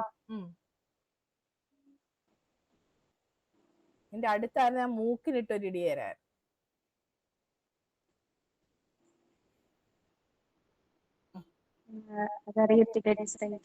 എന്തോ പ്രചോദനം? അതെ, മോക്ക് ടെസ്റ്റ് ചെയ്തിട്ട് ചോദിച്ചില്ല, അതുകൊണ്ട് കുട്ടി ഓർത്തു വെച്ചില്ല. അതാ. ഇത് പിന്നെ 2 ദിവസം മുമ്പ് നമ്മൾ കുറെ കാര്യങ്ങളെ കുറിച്ചൊക്കെ സംസാരിച്ചു. പക്ഷെ ഇത് അഭിപ്രേരണ എന്നുള്ളൊരു കാര്യത്തിലേക്ക് എത്തിക്കൂടെ? അഭിപ്രേരണ നിലനിർത്തണ്ടേ കുട്ടികളില് പഠനത്തിന്? ഓർമ്മയുണ്ടോ ആ ഒരു ചോദ്യം? നമ്മൾ അധ്യാപകർ നേരിടുന്ന ഏറ്റവും വലിയ വെല്ലുവിളി എന്ത് എന്നൊരു ചോദ്യം ഞാൻ വെച്ചിരുന്നു. എന്നിട്ട് ഒടുവിൽ അതിലേക്ക് നമ്മൾ വന്നു. അഭിപ്രേരണ നിലനിർത്തലാണ് അധ്യാപകർ പിന്നെ ഫേസ് ചെയ്യുന്ന ഏറ്റവും വലിയ വെല്ലുവിളി എന്ന് പറയുന്നത്. അതായത് കുട്ടിയെ പ്രചോദിപ്പിച്ച് നിർത്തൽ, അല്ലെ പിന്നെ അവനിലേക്ക് പഠന സന്നദ്ധത കൊണ്ടുവരൽ, ഇതൊക്കെയാണ് നമ്മൾ അനുഭവിക്കുന്ന ഏറ്റവും വലിയ പ്രശ്നം എന്നൊക്കെ പറഞ്ഞിരുന്നു. അപ്പൊ പഠനത്തിൽ അവനെ പ്രചോദിപ്പിക്കുക, അല്ലെങ്കിൽ പ്രചോദനം നിലനിർത്തുക, അതിനു വേണ്ടിയിട്ട് നമുക്ക് എന്തൊക്കെ ചെയ്യാനാവും? വ്യത്യസ്തമായ പഠന പ്രവർത്തനങ്ങൾ ആസൂത്രണം ചെയ്യണം. കുട്ടികൾക്ക് പഠനത്തിനോട്, കളിയോടുള്ളത് അത്രയും താല്പര്യം പഠനത്തിനോട് നമുക്ക് തോന്നിപ്പിക്കണം. അതുപോലെ തന്നെ പഠിക്കുന്നത് എന്തിന് എന്ന ബോധ്യം അവനിലേക്ക് വരുത്തത്തക്ക രീതിയിലുള്ള അനുഭവങ്ങളും കഥകളും, ജീവിച്ചിരിക്കുന്ന വ്യക്തികളുടെ അനുഭവങ്ങള്, മഹത്തായ വ്യക്തികളുടെ ആശയങ്ങള്, അനുഭവങ്ങള്, അവരുടെ ജീവിതം ഒക്കെ കാണാനും കേൾക്കാനും അറിയാനുമുള്ള അവസരങ്ങൾ കൊടുക്കണം. അപ്പൊ പ്രത്യേകിച്ച് APJ അബ്ദുൽ കലാമിനെയൊക്കെ പോലെ വളരെ സാധാരണപ്പെട്ട ഒരാള് ഈ ഇത്രയും ലോകം ആരാധിക്കുന്ന അധ്യാപകനാണ് അദ്ദേഹം, അല്ലെ? ലോകം ആരാധിക്കുന്ന, നമ്മുടെ പ്രഥമ പൗരൻ എന്നതിനൊക്കെ അപ്പുറം ലോകം ആരാധിക്കുന്ന ഒരു അധ്യാപകനാണ് അദ്ദേഹം എന്ന് നമുക്ക് പറയാം. അപ്പോ അങ്ങനെ മിസൈൽ മാൻ ഓഫ് ഇന്ത്യ എന്ന നിലയിലേക്ക്, കടപ്പുറത്ത് നിന്ന് ആകാശം നോക്കി ആകാശത്തെ കുറിച്ച് സ്വപ്നം കണ്ട ഒരു കുട്ടിയിൽ നിന്നാണ് അദ്ദേഹം വളർന്ന് ISROയുടെ ഒക്കെ തലപ്പത്തിലേക്ക് പോയി മിസൈൽ മാൻ ഓഫ് ഇന്ത്യ എന്നൊക്കെ ഉള്ള രീതിയിലേക്ക് മാറുന്നതും ഒക്കെ. അപ്പൊ അദ്ദേഹത്തിന്റെയൊക്കെ ഫോട്ടോയോ, അദ്ദേഹത്തിന്റെ കോഡ്സ്, അദ്ദേഹത്തിന്റെ ജീവിതകഥ, അദ്ദേഹത്തിന്റെ പുസ്തകങ്ങൾ, ഇതെല്ലാം പ്രചോദനമല്ലേ? അതുപോലെ എത്രയോ വ്യക്തികൾ, അല്ലെ? എത്രയോ വ്യക്തിത്വങ്ങൾ നമുക്ക് ഇന്ത്യയിൽ തന്നെ ഉണ്ട്. അംബേദ്കർ ഉണ്ട്, അയ്യങ്കാളി ഉണ്ട്, അല്ലെ? പിന്നെ ഗാന്ധി ഉണ്ട്, അങ്ങനെ ഓരോരുത്തരും ഉണ്ട്. അപ്പൊ അവരുടെയൊക്കെ ജീവിതങ്ങളും ജീവചരിത്രവും ഇതൊക്കെ നമുക്ക് കുട്ടികളിലേക്ക് എത്തിക്കാനാകില്ലേ? പഠനത്തിന്റെ ആവശ്യകത, സമൂഹത്തിനോടുള്ള സ്നേഹം, പ്രതിപത്തി, ഇതൊക്കെ നമുക്ക് കുഞ്ഞുങ്ങളിലേക്ക് ഈ മഹാന്മാരുടെ ജീവിതത്തിലൂടെയൊക്കെ കാണിക്കാം. അതുപോലെ തന്നെ സമ്പാദ്യം, അല്ലെ? നമ്മളുടെ ഒരു ഭദ്രത, ജീവിതത്തിന്റെ ഭദ്രത, വിദ്യാഭ്യാസം, നല്ല ഉയർന്ന വിദ്യാഭ്യാസത്തിലൂടെ നല്ല ഉയർന്ന ശമ്പളമുള്ള ജോലിയിലേക്ക് നമുക്ക് എത്താനാകും. അപ്പൊ ഒരിക്കലും പണത്തിനോടുള്ള ആർത്തിയല്ല നമ്മൾ പറഞ്ഞു കൊടുക്കേണ്ടത്. അങ്ങനെ ഒരു നല്ലൊരു സോണിലേക്ക് എത്തിക്കഴിഞ്ഞാൽ നമ്മൾ മറ്റുള്ളവരെ സഹായിക്കുക കൂടി ചെയ്യണം അല്ലെ. അതേക്കുറിച്ചൊക്കെയുള്ള ബോധ്യം ഇതൊക്കെ കൊടുക്കുക. അതിനൊക്കെ ഉദാഹരണമാണ് യൂസഫ് അലിയെ പോലുള്ള ജീവിച്ചിരിക്കുന്ന സമ്പന്നരായ വ്യക്തികൾ ചെയ്യുന്ന ചാരിറ്റി പ്രവർത്തനങ്ങളൊക്കെ. അപ്പൊ അതൊക്കെ നമുക്ക് പറഞ്ഞ് കാണിച്ച് ഒക്കെ കൊടുക്കാം. അപ്പം അവരുടെ എഡ്യൂക്കേഷന്റെ അല്ല ഞാൻ പറഞ്ഞത്, പണം എന്നുള്ള ഒരു അർത്ഥത്തിൽ പറയുമ്പോൾ പറഞ്ഞതാണ്. അപ്പൊ എന്തെല്ലാം പ്രവർത്തനങ്ങൾ നമുക്ക് അവിടെ പറയാനാകും. പെട്ടെന്ന് കയറി ഇല്ല, ഓർമ്മയില്ല എന്ന് പറയല്ലോ, ഒന്ന് ചിന്തിച്ചു നോക്കണം കേട്ടോ. അപ്പം വലിയ പ്രശ്നങ്ങൾ ഇല്ല. ഞാനിപ്പോ ഇത്രയും ചോദ്യങ്ങൾ ചോദിച്ചിട്ടുണ്ട്. നമ്മൾ ഒരുവിധം എല്ലാം കവർ ചെയ്തു. അപ്പം ടെക്നോളജി പവർ പോയിന്റ് ആണ് വെച്ചിരിക്കുന്നത്.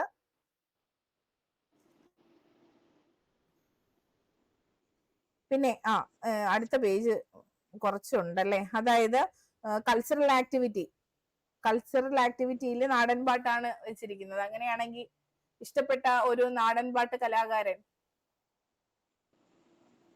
കലാഭവൻ മണി ചേട്ടന്റെ പാട്ട് ഇഷ്ടമാണ്. അതേപോലെ പ്രസീത, ചാലക്കുടി പ്രസീത, ഇവരുടെയൊക്കെ പാട്ടുകൾ കേൾക്കാറുണ്ട്. ഇതാണ് കൂടുതൽ ഇഷ്ടം. ശ്രീമതി അല്ലെങ്കിൽ ശ്രീമതി, ശ്രീ കലാഭവൻ മണി. അല്ലെ മണിച്ചേട്ടൻ എന്ന് പറഞ്ഞാൽ പിന്നെ കുഴപ്പമില്ല, മറ്റേത് അതുപോലെ. ഓക്കെ, അപ്പൊ അവരുടെയൊക്കെ പാട്ടുകളാണ് ഇഷ്ടം. ഈ നാടൻ പാട്ടിന്റെ പ്രത്യേകതകൾ എന്തൊക്കെയാ? നാടൻ പാട്ടുകൾ എന്ന് പറയുമ്പോൾ അതൊന്നും ഒരിക്കലും ലിഖിത രൂപത്തിൽ എങ്ങും എഴുതി വെച്ചിട്ടില്ല. അത് തലമുറയിൽ നിന്ന് തലമുറയിലേക്ക് വാമൊഴി രൂപത്തിൽ കൈമാറി വരുന്നതാണ് നാടൻ പാട്ടുകൾ. അത് ആ കാലഘട്ടത്തിലെ സംസ്കാരത്തെ, ജനജീവിതത്തെ കുറിച്ച് പറയുന്നതായിരിക്കും ഓരോ നാടൻ പാട്ടുകളും. വിവിധ തരത്തിലുള്ള നാടൻ പാട്ടുകളുണ്ട്. പാക്കനാർ പാട്ടുകളുണ്ട്, അനുഷ്ഠാന പാട്ടുകളുണ്ട്, കൃഷിപ്പാട്ടുകളുണ്ട്, സർപ്പപ്പാട്ടുകളുണ്ട്, ആചാരപ്പാട്ടുകൾ, ഇങ്ങനെ വിവിധ തരത്തില് നാടൻ പാട്ടുകൾ നമുക്ക് തരംതിരിക്കാൻ പറ്റും. ഒരിക്കലും എഴുതി വെച്ചിട്ടില്ലെന്ന് പറയണോ? നാടൻ പാട്ടുകൾ ഇങ്ങനെ വായ്ത്താരികളായി കൈമാറ്റം ചെയ്തപ്പെട്ടവയാണ് അധികവും. പക്ഷെ ഇപ്പൊ നാടൻ പാട്ട് കലാകാരന്മാർ അത് എഴുതുന്നില്ലേ? അവരായിട്ടൊക്കെ ഉണ്ടാക്കിയെടുക്കുന്നില്ലേ? ഇപ്പം കലാഭവൻ മണി ഒക്കെ പാടുന്ന പാട്ടുകളൊക്കെ എഴുതിയ ഒരു വ്യക്തി ഉണ്ടായിരുന്നു, അദ്ദേഹം മരണപ്പെട്ടല്ലോ. അപ്പൊ അതൊക്കെ നമ്മൾ അന്ന് കേട്ടതാണ്. അപ്പൊ അങ്ങനെ എഴുതപ്പെടുന്നുണ്ട്. പക്ഷെ നാടൻ പാട്ടിന്റെ ഞാനൊരു സാറിനോട് ചോദിച്ചപ്പോ പറയുന്നതെന്ന് പറഞ്ഞാൽ തനത് നാടൻ പാട്ടുകൾ, യഥാർത്ഥ നാടൻ പാട്ടുകൾ, നാടൻ പാട്ടുകൾ എന്ന് പറയുമ്പോൾ അത് എഴുതി വെക്കുന്നതല്ല. പക്ഷെ ഇപ്പോഴ് നാടൻ പാട്ടുകളിൽ എഴുതി വെക്കുന്നുണ്ട്. പക്ഷെ അത് യഥാർത്ഥത്തിൽ നാടൻ പാട്ട് എന്ന് തനതായി നമുക്ക് പറയാൻ പറ്റില്ല. തനതായ സാറ് പറഞ്ഞ പോയിന്റ് എന്താ ഉൾപ്പെടുത്താനേ? നാടൻ പാട്ടിന്റെ പ്രത്യേകത പറയുമ്പോൾ നമ്മൾ അതും കൂടി ചേർത്ത് പറയണ്ടേ? നമ്മൾ ഒരു കാര്യം പറയുമ്പോൾ അതിന്റെ പഴുതടച്ച് പറയുക. എന്ന് വെച്ചാൽ ചിലവര് എടുത്തു ചോദിക്കണമെന്നില്ല, ഒരിക്കലും അത് എഴുതി വെക്കുന്നില്ല എന്ന് പറയുമ്പോഴത്തേക്ക് ഓക്കെ, ഈ കുട്ടി ഇങ്ങനെയാണ് ചിന്തിച്ചത്, മറ്റൊരു തലം ചിന്തിച്ചിട്ടില്ല എന്ന രീതിയിൽ അതിനെ കണക്കാക്കാം. അങ്ങനെ ചെയ്തിട്ടുണ്ടോ, ഇപ്പൊ അങ്ങനെയാണോ എന്നൊക്കെ ചോദിച്ചാൽ നമുക്ക് അവിടെ ക്ലാരിറ്റിക്കുള്ള ടൈമുണ്ട്. പക്ഷെ നമ്മൾ അതിനുള്ള ഇട കൊടുക്കാതെ ഏതൊരു കാര്യവും പഴുതടച്ച് സംസാരിക്കുക പറയുമ്പോ. ഇപ്പൊ നമുക്ക് അറിയാത്ത കാര്യമാണെങ്കിലും നമുക്കൊരു ഊഹം ഉണ്ടെങ്കിൽ എനിക്ക് തോന്നുന്നത് ഇങ്ങനെയാണ്, എന്റെ അഭിപ്രായത്തിൽ അത് ഇങ്ങനെയാണ് എന്നുള്ള രീതിയിലേക്ക് പറയുന്നത്. അതുകൊണ്ടാണ് നമ്മളത് വസ്തുനിഷ്ഠമായി പറയുകയല്ല, നമ്മുടെ തോന്നല് പറയുന്നു, നമ്മുടെ അഭിപ്രായം പറയുന്നു, അങ്ങനെ. അപ്പൊ നാടൻ പാട്ട് പല രീതിയിലുണ്ട് അല്ലെ? അത് ഇതിൽ ടീച്ചറിന് ഏതെങ്കിലും ഒരു പ്രത്യേക വിഭാഗത്തിൽപ്പെട്ട നാടൻ പാട്ടുകളാണോ ഇഷ്ടം? ഈ പറഞ്ഞ പോലെ പാണനാർ പാട്ട്, അല്ലെങ്കിൽ പിന്നെ ഈ എന്താണ് നാടൻ പാട്ട്, കൃഷിപ്പാട്ട്, അങ്ങനെയൊക്കെയുള്ള കാര്യങ്ങൾ പറഞ്ഞല്ലോ. അതിനകത്ത് ഏതെങ്കിലും ഒരു വിഭാഗത്തോടാണോ ഇഷ്ടം? എനിക്ക് എല്ലാ വിഭാഗത്തിൽപ്പെട്ട നാടൻ പാട്ടുകളും ഇഷ്ടമാണ്. ഓക്കെ, അങ്ങനെയാണെങ്കിൽ ടീച്ചറിന് ഇഷ്ടമുള്ള ഒരു നാടൻ പാട്ട് ചൊല്ലിക്കോ. ഇഷ്ടമുള്ളത് തിന്താരേ തിന്താരേ തക തിന്തകത്താരാ, തിന്താരേ തിന്താരേ തക തിന്തകത്താരാ, തിന്താരേ തിന്താരേ തക തിന്തകത്താരാ, തിന്താരേ തിന്താരേ തക തിന്തകത്താരാ. ഏറന്റപ്പ ഏറപ്പ ഏറെറന്റപ്പ, ഏറന്റപ്പ ഏറപ്പ ഏറെറന്റപ്പ. കുട്ടനാട്ടിൽ പദം കൊട്ടിനു പോകുവാൻ വട്ടം കൂടുന്നവർ പട്ടിണിക്കാർ. അച്ഛനളിയനും മങ്ങളമാരും അച്ഛനന്മാരും അങ്ങൊത്തുകൂടി. തിന്താരേ തിന്താരേ തക തിന്തകത്താരാ, തിന്താരേ തിന്താരേ തക തിന്തകത്താരാ. അതേ ടീച്ചർ. കൊള്ളാം, അടിപൊളി അടിപൊളി, നന്നായിട്ട് പാടി. നമ്മുടെ ആര്യ ടീച്ചറൊക്കെ നല്ല ഹാർട്സും എനിക്ക് കയ്യടിയൊക്കെ കിട്ടിയത് തരുന്നുണ്ട്. വേറൊരു പാട്ടായിരുന്നു. ആ എനിക്ക് വേറൊരു പാട്ടായിരുന്നു. അത് പിന്നെ ടീച്ചറിന് ബോറടിക്കൂലേ ഒരു തവണ ടീച്ചറിനോട് പാടിത്തന്ന പാട്ട് ഇവിടെ പാടിയ? അതെ അതെ, അതുകൊണ്ടായിരിക്കും മാറ്റി പിടിച്ചത്. ടീച്ചറെ ഇതേപോലെ നാടൻ പാട്ട് പഠിച്ചുകൊണ്ട് പോയപ്പോ വേറൊരു ക്വസ്റ്റ്യൻ എടുത്തു വന്നു. അപ്പൊ നാടൻ പാട്ട് പഠിച്ചുകൊണ്ടൊന്ന് കാണുമല്ലോ, എനിക്ക് ഒരു കവിത പാടാമെന്ന് വിചാരിച്ചു. അതിനകത്തൊന്നും വീണ് പോകരുത്. കവിത അറിയാമെങ്കിൽ ചൊല്ലുക, അറിയത്തില്ലെങ്കിൽ ചൊല്ലണ്ട, അത്രേ ഉള്ളൂ. എനിക്ക് വരികൾ ഞാൻ അങ്ങനെ കാണാതെ പഠിച്ചിട്ടില്ല എന്നുള്ളതേ ഉള്ളൂ. അത് ഒന്നുമില്ല. പിന്നെ ബേസിക് ആയിട്ട് നമ്മൾ 1-2 കാര്യങ്ങൾ അറിഞ്ഞിരിക്കുക എന്നുള്ളതാണ്. കവിത ചൊല്ലാൻ പറഞ്ഞാൽ നമുക്ക് കുട്ടിക്കവിത വേണമെങ്കിൽ ചൊല്ലാം എന്നുള്ളതാണ്. അത് നമ്മളോട് എടുത്ത് കുട്ടിക്കവിത എന്ന് പറഞ്ഞില്ലല്ലോ. അപ്പം അറിയുന്നത് ചൊല്ലുക. അപ്പൊ നമ്മൾ ആ ഒരു സാധ്യത കേട്ടു വെച്ചിട്ടുണ്ടല്ലോ, അപ്പൊ പിന്നെ പ്രിപ്പയർഡ് ആയി പോവുക. അപ്പൊ ഈ നാടൻ പാട്ടിലൂടെ കിട്ടുന്ന ഒരു പിന്നെ എന്താണ് പഠന നേട്ടം എന്താണ്? നാടൻ പാട്ടില് കൃഷി രീതികളെ കുറിച്ച് നാടൻ പാട്ടുകളിലൂടെ കുട്ടികൾക്ക് മനസ്സിലാക്കാൻ പറ്റും. ഇന്നത്തെ രീതിയും മുന്നേ ഉള്ള രീതിയിലും എങ്ങനെയാണ് ജനങ്ങൾ വസിച്ചിരുന്നതെന്നും അവരുടെ ആഹാര സമ്പാദന രീതി അതൊക്കെ മനസ്സിലാക്കാൻ പറ്റും. EVS പോകുന്നത്. ഭാഷപരമായിട്ടുള്ള നേട്ടങ്ങൾ പറയൂ. ഈണവും താളവും കണ്ടെത്താൻ കഴിയുന്നു. നാടൻ പാട്ടിന്റെ ഈണവും താളവും കണ്ടെത്താൻ കഴിയുന്നു. നാടൻ പാട്ടിലെ വൈവിധ്യത്തെ കുറിച്ച് മനസ്സിലാക്കാൻ കഴിയുന്നു. അതിന്റെ പിന്നിലെ സാംസ്കാരികപരമായ ബന്ധം കണ്ടെത്താനാകുന്നു, തുടങ്ങിയ കാര്യങ്ങളിലേക്ക് പോകാൻ കഴിയും. അപ്പോ നമ്മൾ പഴുതടച്ച് പ്രാക്ടീസ് ചെയ്തോ ബയോഡേറ്റയിൽ? ഇനി NSSനെ കുറിച്ച് എന്തെങ്കിലുമൊക്കെ ചോദിക്കുക, അതൊന്ന് നോക്കണം ടീച്ചറെ. അതെ, പിന്നെ ഇതുവരെ ആരോടും ഒന്നും ചോദിച്ചു കണ്ടതുമില്ല. അത് അങ്ങനെ ആ കുളത്തെ കുറിച്ച് കൂടുതൽ ചോദിച്ചിട്ടില്ല. പിന്നെ NSSന്റെ കാര്യം നിങ്ങൾക്ക് പങ്കെടുത്തവർക്കാണ് അറിയുന്നത്. അതിന്റെ ഹയർ ലോവർ ഒക്കെ ഉണ്ടല്ലോ, അതിന്റെ പിന്നെ ഏതോ പൊസിഷൻ. അത് NCC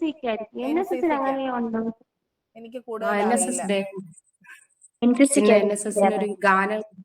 പറഞ്ഞോ അഞ്ജു ടീച്ചറെ.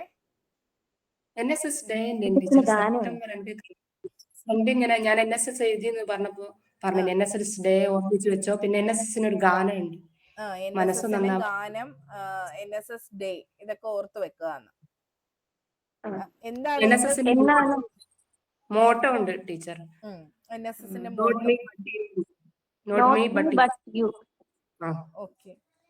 ഇത് NSS ടീച്ചർ അത് കണ്ടെത്തണം അല്ലേ?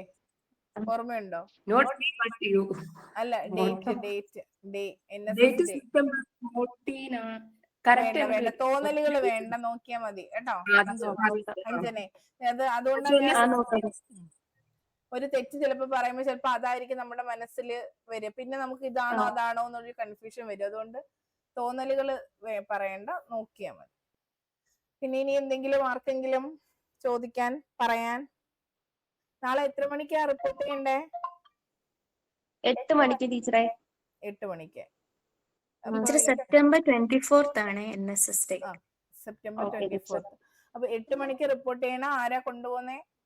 അച്ഛൻ വരുമോ അതോ? അച്ഛൻ വരും. ഓക്കെ.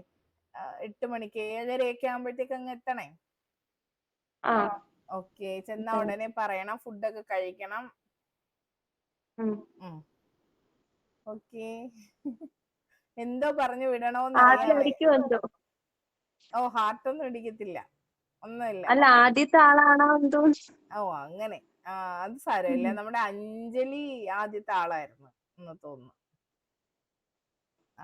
ശരിക്കും ആദ്യത്തെ ആളാവുന്നതാ നല്ലത് ടീച്ചറെ. ബാക്കിയുള്ളവരെ ടെൻഷൻ കണ്ടിരിക്കണ്ടല്ലോ അല്ലേ? NSS ഡേ സെപ്റ്റംബർ 24-നാണ്. വണ്ടി പുറകെയാ വന്നത്. ഇവിടെ ഒരാള് പറഞ്ഞു കൊടുത്തായിരുന്നു. പാവം ബിന്ദു ടീച്ചർ പോയി കണ്ടുപിടിച്ച് വന്നപ്പോഴത്തേക്ക് ഇവിടെ ആര്യ ടീച്ചർ പറഞ്ഞു. ഞാനിപ്പോ അതിന്റെ ആ പുസ്തകം എടുത്ത് നോക്കി NSSന്റെ. എല്ലാ NSSകാരാണല്ലോ. ഞാൻ NCC-കാരിയാണ്. NCC-ക്കകത്താണ് ഹയർ ഇതൊക്കെ ഉള്ളത് അല്ലേ? എന്തോ മെഡൽ കിട്ടുന്ന പരിപാടിയൊക്കെ ഇല്ലേ? അപ്പൊ അങ്ങനെ എന്തെങ്കിലും അങ്ങനെയൊക്കെ കിട്ടിയ ആളാണോ? അതെ അതെ. എന്തായിരുന്നു? ഞാൻ ജൂനിയർ പ്രൊഫസർ ആയിരുന്നു. ഓക്കെ. അപ്പൊ അതേക്കുറിച്ച് ഡീറ്റെയിൽ ആയിട്ടൊക്കെ നോക്കി വെക്കണേ, നന്നായിട്ട് നോക്കി വെക്കണേ. നമ്മുടെ കഴിഞ്ഞ ഓക്കെ ബാച്ചിൽ ആരോടോ ഇതേക്കുറിച്ചൊക്കെ നന്നായി ചോദിച്ചിരുന്നു, കഴിഞ്ഞതിന് മുമ്പത്തെയോ എന്തോ അവരുടെ എക്സ്പീരിയൻസോ എവിടെയോ ഞാനിത് കേട്ടു, അതുകൊണ്ടാണ് ഞാൻ ചോദിച്ചത്. ഓക്കെ, അഞ്ജന ഹാപ്പി ആയിട്ട് പോയിട്ട് വാ, വേറെ പ്രശ്നങ്ങളൊന്നുമില്ല. എനിക്ക് കോൺഫിഡൻസ് ഉണ്ട്, അവിടെ കൊണ്ടുപോയി നിങ്ങളായിട്ട് കളയാതിരുന്നാ മതി. ടീച്ചർ അങ്ങനെ പറയുന്നേ ടീച്ചറെ. ടെൻസ്ഡ് ആവുന്നത് കണ്ടിട്ടാ ഞാൻ പറയുന്നേ. ആവശ്യമില്ലാത്ത അനാവശ്യ ടെൻഷൻസ് കളഞ്ഞിട്ട് എനിക്കറിയാമെന്ന വിശ്വാസത്തിൽ നമ്മൾ എത്രയോ നാള് കൊണ്ട് തുടങ്ങിയതാണ്. നവംബർ 4 തൊട്ട് നമ്മൾ തുടങ്ങി. അപ്പൊ അന്ന് മുതൽ അഞ്ജനയ്ക്ക് അന്ന് തൊട്ടേ ഏകദേശം ആ മാസം തൊട്ടേ ആദ്യം തൊട്ടേ ഉണ്ട്, കൂടെ തന്നെ ഉണ്ട്. അപ്പൊ എന്തുമാത്രം മാറ്റങ്ങളുണ്ട്, ഒരുപാട് ആശയങ്ങളുണ്ട്. അവിടെ ടെൻഷന്റെ ഒന്നും യാതൊരു കാര്യമില്ല. പിന്നെ അറിയില്ലെങ്കിൽ നമ്മളിപ്പോ പറഞ്ഞ പോലെ സോറി പറഞ്ഞ് അറിയില്ല എന്ന് പറയാനായിട്ട് ശ്രമിക്കുക. പിന്നെ ഒരുപാട് ഉരുണ്ട് മറിഞ്ഞ് ഒരു ശരിയിലേക്കൊന്നും എത്തിക്കേണ്ട. ഒട്ടും കിട്ടാത്തതാണെങ്കിൽ അറിയില്ല എന്ന് പറയുക. ഒരു പോയിന്റ് എങ്കിലും അറിയാമെങ്കിൽ ഇതാണെന്ന് തോന്നുന്നു എന്നുള്ള രീതിയിലേക്ക് നമുക്ക് പറയാം. ഒറ്റ തവണ തന്നെ ക്വസ്റ്റ്യൻ കേട്ട് ആ ക്വസ്റ്റ്യന്റെ ഉള്ളിൽ നിന്ന് സംസാരിക്കാനായിട്ട് ശ്രമിക്കുക. ഒരുപാട് വലിച്ചു നീട്ടണ്ട, എന്നാൽ ഒരുപാട് ചുരുങ്ങിയും പോകരുത്. അത്തരത്തിലേക്ക് സംസാരിച്ച് ഓക്കെ ആക്കുക. ഓക്കെ, ഇനി ടെൻഷൻ ഒന്നും വേണ്ട. കാര്യം ടീച്ചറിന്റെ ക്വസ്റ്റ്യനാ ഈ കേരളത്തിൽ മൊത്തം ഇങ്ങനെ ഓടിക്കൊണ്ടിരിക്കുന്നത്. ടീച്ചർ പറയാത്ത ഒരു ക്വസ്റ്റ്യനും ഇല്ല. വണ്ടി വിളിച്ച് ആള് വരും. അതെ, ഇവര് രണ്ടുപേരോട് ഇന്ന് മൊത്തം എന്നിട്ട് ഊക്കുമായിരുന്നു, ബിൻസിൻ ടീച്ചറും അമൃത ടീച്ചറും കൂടെ. ഈ ക്വസ്റ്റ്യൻസ് ഒക്കെ എവിടെയോ കേട്ടിട്ടുണ്ടല്ലോ അങ്ങനെ. സത്യമല്ലേ? ക്വസ്റ്റ്യൻ എടുത്ത് നോക്കിയാൽ നമ്മൾ പറയാത്തതായിട്ട് ഒന്നുമില്ല. പിന്നെ അവരുടെ ഡിഗ്രി ബേസ് ചെയ്തുള്ള ക്വസ്റ്റ്യൻസ് ഉണ്ടെങ്കിൽ അത് മാത്രമല്ലേ ഉള്ളൂ നമ്മൾ പറയാത്തതായിട്ടുള്ളൂ. നമുക്ക് അതിന് വളരെ പരിമിതികളുണ്ട് നമുക്കത് പറയാനായിട്ട്. പിന്നെ അവരെ സംബന്ധിച്ചായി ഇരിക്കുന്ന ഫാക്കൽറ്റീസ് ആ വിഷയവും കൂടെ ആവുമ്പോഴേ, ഈ ഡയറ്റ് ഫാക്കൽറ്റീസ് പിന്നെ അവരുടെ വിഷയവും അത് കൂടാതെ ഒന്നും കൂടെ ഒക്കെ എടുക്കും അവരവിടെ. അപ്പം ഡയറ്റിലൊക്കെ ക്ലാസ്സുകൾ എടുക്കാനൊക്കെ ഇവർക്ക് ഇതിനെ കുറിച്ച് എല്ലാം ധാരണയുണ്ട്. അതാണ് നമ്മുടെ അതിലൊരു മാത്സ് സാർ ഉണ്ടെന്നാണ് തോന്നുന്നത്. സാറാണ് എല്ലാരും എടുത്തിട്ട് കൂടെ. അത് മാത്സ് ചോദിച്ചിട്ടുള്ളത് മാത്സ് മെയിൻകാരോടാണ്. ആ ആംഗിളിന്റെ കാര്യവും ഒക്കെ ഇപ്പൊ ചോദിച്ചിട്ടുണ്ട്. അത് കണ്ടപ്പോഴാണ് അമൃത ടീച്ചർ പറഞ്ഞത്, ഈ ക്വസ്റ്റ്യൻസ് എന്റെ അടുത്തെങ്ങാണായിരുന്നെങ്കിൽ ആ നിലവിളി ശബ്ദം ഇടുവോ പറഞ്ഞിട്ട് ഞാനാ വീണേനെന്ന്. അപ്പൊ മാത്സ് മെയിൻകാരോടാണ് അത് ചോദിച്ചത്. ഇന്നാരോ എന്നോട് പറഞ്ഞു, അഞ്ജലി ആയിരുന്നോ പറഞ്ഞതെന്ന് എനിക്ക് ഓർമ്മയില്ല. മാത്സ് മെയിൻ എടുത്ത കുട്ടിയോടാണ് മാത്സുമായി ബന്ധപ്പെട്ട ഒരുപാട് ചോദ്യം ചോദിച്ചു, എല്ലാം മാത്സ് തന്നെ ആയിരുന്നു എന്ന് പറഞ്ഞു.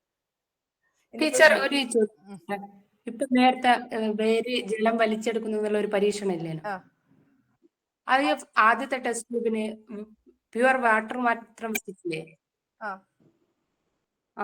അതിലെന്ത് മാറ്റം വരും? പ്യുവർ വാട്ടർ മാത്രമല്ല നമ്മൾ വെച്ചത്, മണ്ണും വെള്ളവും കൂടെ. മണ്ണിനകത്ത് നട്ട് വെള്ളം ഒഴിക്കുകയാണ്. അപ്പൊ അവിടെ കുറച്ചുകൂടി ടൈം എടുക്കും അല്ലേ?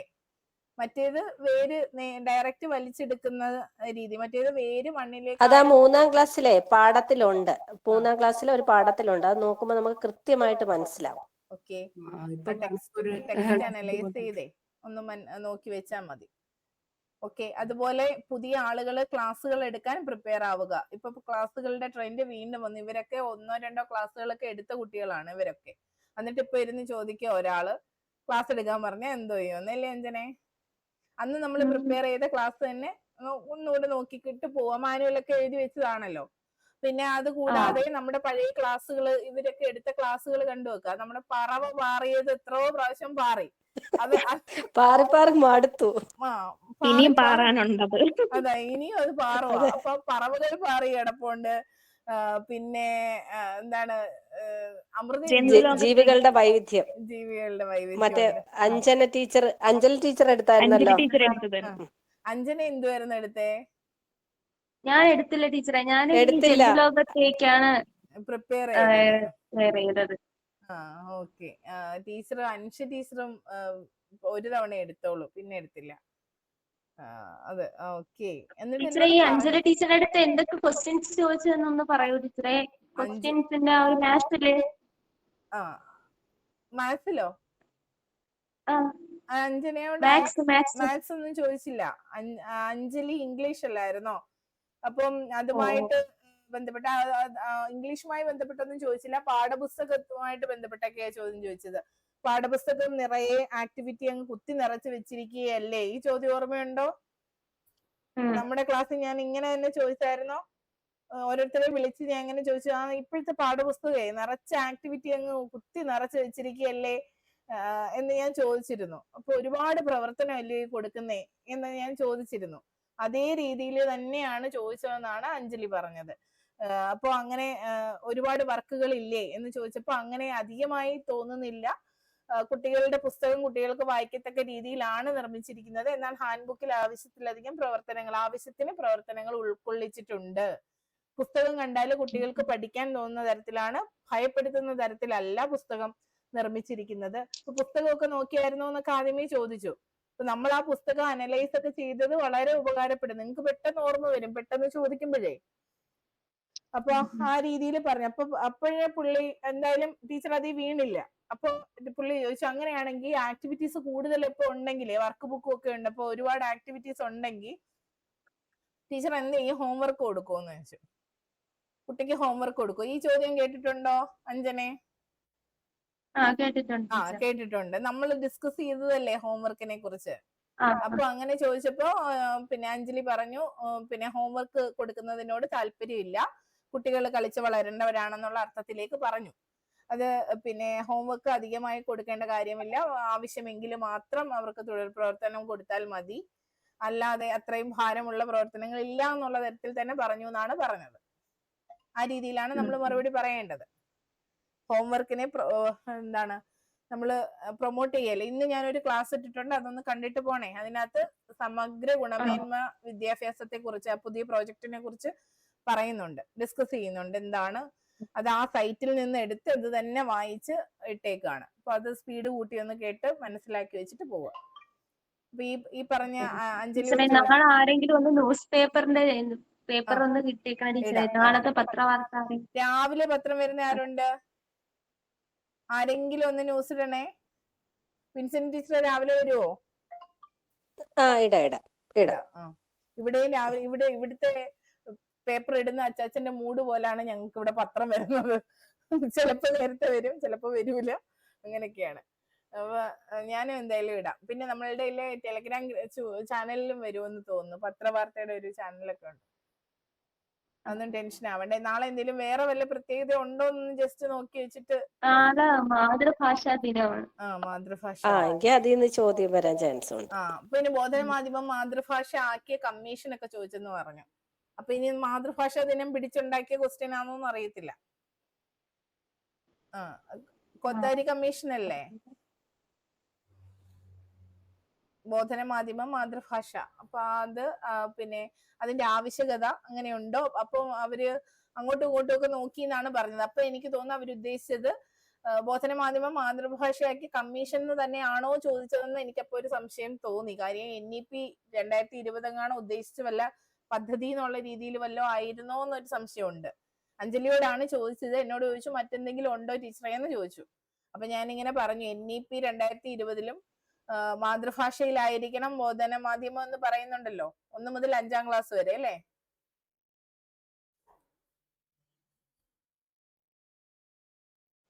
സ്റ്റക്കായോ? പറയുന്നുണ്ട് 5 വരെയാണ് അവർ പറയുന്നത്. അപ്പൊ അതും കൂടി ഉൾപ്പെടുത്തി, മാതൃഭാഷയുമായി ബന്ധപ്പെട്ട് ചോദിക്കുകയാണെങ്കിൽ അതും കൂടി ഉൾപ്പെടുത്തി നമുക്ക് പറയാം. പിന്നെ KCF 2020 മാതൃഭാഷയ്ക്ക് ആവശ്യത്തിന് ഇമ്പോർട്ടൻസ് കൊടുക്കുന്നുണ്ട്. അതിനോടൊപ്പമാണ് നമ്മൾ ഇന്റർണലൈസിങ് രീതിയിൽ ഇംഗ്ലീഷ് ഒക്കെ പഠിക്കുന്നത്. അഞ്ജന ഇതുവരെ ഇട്ടിട്ടുള്ള നോട്ട്സ് ഒക്കെ നന്നായിട്ട് കുറച്ച് പ്രിപ്പയർ ഒക്കെ ചെയ്ത് തന്നെയാണ് ഇട്ടിരിക്കുന്നത്. വോയിസുകളും വളരെ ഒഴുക്കോടുകൂടിയാണ് ഇട്ടിരിക്കുന്നത്. അപ്പൊ പേടിക്കാനായിട്ട് യാതൊന്നും തന്നെ ഇല്ല. പിന്നെ അനാവശ്യമായ ചോദ്യങ്ങൾ കേൾക്കാതിരിക്കുക, അനാവശ്യമായ എക്സ്പീരിയൻസ് കേൾക്കാതിരിക്കുക. ഇന്ന് ശ്രീ ടീച്ചറിന് പറ്റിയത്, ഞാൻ എപ്പോഴും പറയാറുണ്ട്, നമ്മൾ പൂർണ്ണമായിട്ട് ഭയപ്പെടുന്ന കാര്യം, നമ്മൾ പൂർണ്ണമായി ആഗ്രഹിക്കുന്ന കാര്യമൊക്കെ നടക്കും. ഇപ്പൊ ഒരു അസുഖത്തെ കുറിച്ച് നിരന്തരം ആലോചിച്ചത് എനിക്ക് വരുമോ എന്ന് ചിന്തിച്ചാൽ ഉറപ്പായും അത് വരും. അത് നമ്മുടെ മൈൻഡിന്റെ പവറാണ്. അത് നമ്മളിങ്ങനെ ആലോചിച്ച് വരുത്തുകയാണ്. അത് മൈൻഡിന്റെ പവറാണ്. നമ്മൾ നമ്മുടെ മനസ്സിനെ അത്ര നിസ്സാരമായി കാണരുത്. അതുകൊണ്ടാണ് ആളുകൾ പോസിറ്റീവ് തിങ്കിങ് വേണം, പോസിറ്റീവായി ചിന്തിക്കൂ. ഒന്നുമില്ലാത്ത ആളുകളൊക്കെ ധനികരാകുന്നത് അവരുടെ മനസ്സിന്റെ പവർ കൊണ്ടാണ്. ആ വിൽ പവർ, അവരുടെ ആ ആത്മവിശ്വാസം മതി മുന്നോട്ട് പോകാനായിട്ട്. ഇപ്പൊ ശ്രീ ടീച്ചർ ഇവിടെ വരുന്നതിന് മുമ്പേ പ്രിപ്പയർ ചെയ്യാൻ തുടങ്ങി. ഇംഗ്ലീഷ് ആണല്ലോ, ഒന്നാമത് ടീച്ചറിന്റെ ഇംഗ്ലീഷ് സബ്ജക്ട് ആയതുകൊണ്ട് പേടിയുണ്ടായിരുന്നു. എത്ര ചോദ്യമാണ് ഇവിടെ വന്ന് ചോദിച്ചത്. അപ്പൊ പിന്നെ ആദ്യം 2ാം ക്ലാസ്സിന് വേണ്ടി പ്രിപ്പയർ ചെയ്തെന്ന് പറഞ്ഞു. അത് കഴിഞ്ഞിട്ട് ടീച്ചർ പറഞ്ഞു പിന്നെ ഞാൻ 1ാം ക്ലാസ് പിടിച്ചു. അങ്ങനെ ഇന്ന് ചെന്നപ്പോ എന്നോട് ക്ലാസ് ഒക്കെ എടുക്കുമല്ലോ അല്ലേ, ഇംഗ്ലീഷിന്റെ ക്ലാസ് എടുക്ക്, 1ാം ക്ലാസ്സിന്റെ ഒരു ക്ലാസ് എടുക്കുമെന്ന് പറഞ്ഞ്. അപ്പൊ ടീച്ചർ എണീറ്റ് 3ാം ക്ലാസ്സിന്റെ ക്ലാസ് എടുത്തെന്ന് പറഞ്ഞു ടെൻഷനില്. പക്ഷേ ക്ലാസ് പ്രശ്നമില്ല, കാര്യം എൻട്രി ആക്ടിവിറ്റി മതി എന്ന് അവര് പറഞ്ഞു. അപ്പൊ എൻട്രി വെച്ചിട്ട് അത് 1ആണോ 3ആണോ എന്നൊക്കെ കണ്ടുപിടിക്കാനൊക്കെ ഇച്ചിരി പാടാണ്. അപ്പം അത്രയേ ഉള്ളൂ. എൻട്രി വരെയൊക്കെ നോക്കൂ. അത് നല്ല രീതിയിൽ ഓരോ സബ്ജക്റ്റിനും നല്ല എൻട്രി ഒന്ന് ഓർത്ത് വെച്ചിരിക്കുക ഓരോന്നിനും. അപ്പോ അധികമായിട്ട് കുഴപ്പമില്ല. പിന്നെ എല്ലാ തീമും നമ്മൾ അവനവന്റെ സബ്ജക്റ്റിനെ കുറിച്ച് നല്ല ധാരണ അതൊക്കെ നമ്മൾ നേടിയെടുത്തിട്ടാണ് ഈ പോകുന്നത്, LP തലം വരെയുള്ളത്. അപ്പൊ ടെൻഷൻ ഇല്ലാതെ പോ. അപ്പൊ അഞ്ജന ഇനി UPയുടെ ഇന്റർവ്യൂവിനില്ലേ? ഉണ്ടോ? UP ഇല്ലേ? മ്യൂട്ടാ. സപ്ലി അല്ലേ ടീച്ചർ? ആ സപ്ലി ആണ്. ഇന്റർവ്യൂ ഇല്ലേ? അപ്പോ എന്നും കാണുന്ന അഞ്ജന അല്ല ഈ ഇരിക്കുന്നത്. എന്തൊക്കെയോ ഒരു ടെൻഷൻ. ഞാനും അങ്ങ് ഡൗൺ ആയി. എനിക്കും അതുകൊണ്ട് ആ മുഖം അങ്ങോട്ട് കണ്ടിട്ട് അങ്ങ് ഇന്നലെ കേൾക്കാമോ? കേൾക്കാൻ ടീച്ചറെ. ഇന്നലെ ഞാൻ ഭയങ്കര ടെൻസ്ഡ് ആയിരുന്നു. ഇന്നലെ അല്ല ഇന്ന് രാവിലെ എനിക്ക് ഒരു കാര്യവും ചെയ്യാൻ പറ്റാത്ത രീതിയിൽ ടെൻസ്ഡ് ആയിരുന്നു. 3 പേര് പോയിട്ട് അതിനകത്ത് ഒന്ന് അഞ്ജലിയുടെ ബയോഡേറ്റ ചെയ്ത് എന്നെ ടെൻസ്ഡ് ആക്കി. അവസാനം ഞാൻ ബിൻസെന്റ് ടീച്ചറിനോട് എനിക്ക് ദേഷ്യം വരുന്നതുകൊണ്ട് ടീച്ചറിനോട് ഹെൽപ്പ് ചെയ്യൂന്ന് പറഞ്ഞ് അഞ്ജലി മൂഡ് ഓഫ് ആയി. പിന്നെ അത് ഓക്കെ ആക്കിയാണ് വിട്ടത്. അത് കഴിഞ്ഞ് പിന്നെ ശ്രീ ടീച്ചർ ടെൻഷൻ ഉള്ള പാർട്ടിയാണ്, അതിന്റെ ടെൻഷൻ എനിക്ക്. പിന്നെ ഉള്ളത് അശ്വിനി ടീച്ചറിന് കുറച്ച് ഹെൽത്ത് ഇഷ്യൂസ് ഉണ്ടായിരുന്നു. ഈ ആക്സിഡന്റ് ഒക്കെ പറ്റി കൈക്കൊക്കെ ഇച്ചിരി ബലക്കുറവും കാര്യങ്ങളും ഒക്കെ ഉണ്ട്. അതിൻ്റെതായ ഒരു ടെൻഷനും എനിക്കുണ്ട്. കാര്യം പ്രിപ്പയർ ചെയ്തതൊക്കെ മോനെ കൊണ്ടൊക്കെ എഴുതിപ്പിച്ചൊക്കെയാണ് കൊണ്ടുപോയത്. ടീച്ചറിന് എഴുതാൻ പറ്റില്ല, പേന നന്നായി പിടിക്കാൻ പോലും പറ്റില്ല. ടീച്ചർ മിടിക്കുകയാണ്, ടീച്ചർ നന്നായിട്ടൊക്കെ അറ്റൻഡ് ചെയ്തു. ഇത് അറിയുന്നത് വരെ ഞാനിവിടെ മുള്ളിന്റെ പുറത്തായിരുന്നു. നിങ്ങളുടെ ടെൻഷൻ കാരണം ഇനിയിപ്പോ നാളത്തെ ദിവസം അഞ്ജന വിളിക്കുന്നത് വരെ എനിക്ക് ബുദ്ധിമുട്ടായിരിക്കും. അപ്പൊ അത് മനസ്സിലാക്കി വേണം പെരുമാറാനായിട്ട്. ഹാപ്പി ആയിട്ട് പോയിട്ട് വാ, എല്ലാം ഭംഗിയാവും കേട്ടോ. അപ്പൊ ചെന്നിട്ട് ഒന്ന് അറിയിക്കണം. പിന്നെ കഴിഞ്ഞ ഉടനെ മെസ്സേജ് ടീച്ചറെ ഓക്കെ ആണ് എന്ന് കേട്ടാൽ ഞാൻ പിന്നെ ഓക്കെ ആയിക്കോളൂ. അപ്പൊ അത് ഒന്ന് ഇടുക. പിന്നെ കാര്യങ്ങൾ ഏകദേശം ഒന്ന് വിളിച്ചൊക്കെ പറഞ്ഞിട്ട് യാത്ര തിരിച്ചാ മതി ഇങ്ങോട്ട്. ഓക്കേടാ. അപ്പൊ ഇനിയിപ്പോ റെസ്റ്റ് എടുത്തോ, കട്ട് ചെയ്യാ, നന്നായി വെള്ളമൊക്കെ കുടിച്ച് നേരത്തെ കിടന്നുറങ്ങി. പിന്നെ എനർജി ഇല്ലാത്ത പോലെ തോന്നരുത്. ശരീരം പോലെ അല്ല, നല്ല ആക്റ്റീവായിട്ട് പോണം. നല്ല ചിരിയോടെ ആക്റ്റീവായിട്ട് ഊർജത്തോടെ പോണം. ഓക്കെ. പൊക്കോ. ലെഫ്റ്റ് ആയിക്കോ. ബാക്കി ആരും ലെഫ്റ്റ് ആവണ്ട, എനിക്ക് ആവശ്യമുണ്ട്. ഞാൻ പോട്ടെ. മിൻസിനി ടീച്ചർ പോന്നോ? ഇനിയിപ്പോ ചോദ്യമൊന്നും ഇല്ലല്ലോ. അയ്യടാ, ഇവർക്ക് ഇച്ചിരി കൊടുക്കാനുണ്ട്. ഇവരുടെ വോയിസ് അതെനിക്കറിയാം, എന്ന് കൊടുക്കൂന്ന്. ഇവരുടെ വോയിസ് കേട്ടോ. മാത്സിന് എന്തൊക്കെ ക്വസ്റ്റ്യൻസ് ആയിരുന്നു പറയോ? മാത്സിനോ? ജോളി ടീച്ചറിന് തുടങ്ങി ഇനി. ഞാൻ പറഞ്ഞു തന്നോളാം. ഇപ്പൊ ഇവർക്ക് കൊടുക്കട്ടെ. അതങ്ങോട്ട് ഇത് ചെയ്യാം, എന്താ ഫോർവേഡ് ചെയ്യാം. എനിക്ക് മോക്ക് ഇന്റർവ്യൂ കാണുമ്പോൾ തന്നെ എനിക്ക് പോയി, എന്റെ കയ്യിൽ നിന്ന് പോയി. ഓരോ ദിവസം ടീച്ചർ ചോദിക്കുന്ന ക്വസ്റ്റ്യൻസ് കേൾക്കുമ്പോൾ തന്നെ എന്റെ കയ്യിൽ നിന്ന് പോയി. ആര് ചോദിക്കുന്നത്? ഇല്ല, ഒന്നുമില്ല. അഞ്ജലി ടീച്ചർ ഇന്ന് നന്നായിട്ട് പറഞ്ഞില്ലേ ഇതില് ക്വസ്റ്റ്യൻ ഒക്കെ. അല്ല, അഞ്ജന ചോദിക്കുമ്പോൾ അവർക്ക് പറയാൻ പറ്റുന്നുണ്ട്. എനിക്കിപ്പോ അത് പറ്റത്തില്ലല്ലോ എന്ന് ആലോചിച്ചിട്ടൊരു ഇതിനെ ഞാൻ ഒരുപാട് കഷ്ടപ്പെട്ട ജോളി ടീച്ചറെ കുറച്ചൊന്ന് റെഡിയാക്കി ജോളി ടീച്ചറിനെ ഞാൻ എടുത്തത്. എന്നെ കൊണ്ട് പറ്റത്തില്ല, അവരൊക്കെ നല്ല വോയിസ് ഇടുന്നു, അതൊക്കെ ഒന്ന് മാറ്റി വന്നപ്പോ ഇപ്പൊ വീണ്ടും തിരിച്ചു പോവാന്നോ?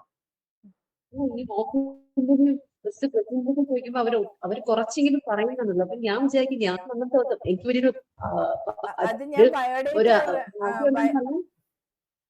അത് പറ്റൂല. ഞാനാണ് അവസാനത്തെ ആളാണെന്ന് തോന്നുന്നു. എനിക്കാണ് അവസാനത്തെ ഇന്റർവ്യൂ. അപ്പൊ ഇവരാരും കാണൂല. ഇവരൊക്കെ കാണും. വിൻസെന്റ് ഞങ്ങളെല്ലാരും എടുത്തിട്ടുണ്ട്. അതാ ഇവിടെ ഡേറ്റ് വരാത്തവരൊക്കെ ഉണ്ട്. ഓക്കെ. മാത്സ് ക്വസ്റ്റ്യൻ തരണേ ഏതൊക്കെയാണെന്നുള്ളത്. മാത്സിന്റെ ക്വസ്റ്റ്യൻ ഫോർവേഡ് ചെയ്യാൻ ടീച്ചറെ. ഓക്കെ. Okay teacher. അപ്പൊ ജോളി ടീച്ചർ വേണമെങ്കിൽ ലെഫ്റ്റ് അയക്കോ, കുഞ്ഞിന് പരീക്ഷയൊക്കെ അല്ലേ. അൻഷ ടീച്ചർ അവിടെ ഉണ്ടായിരുന്നോ?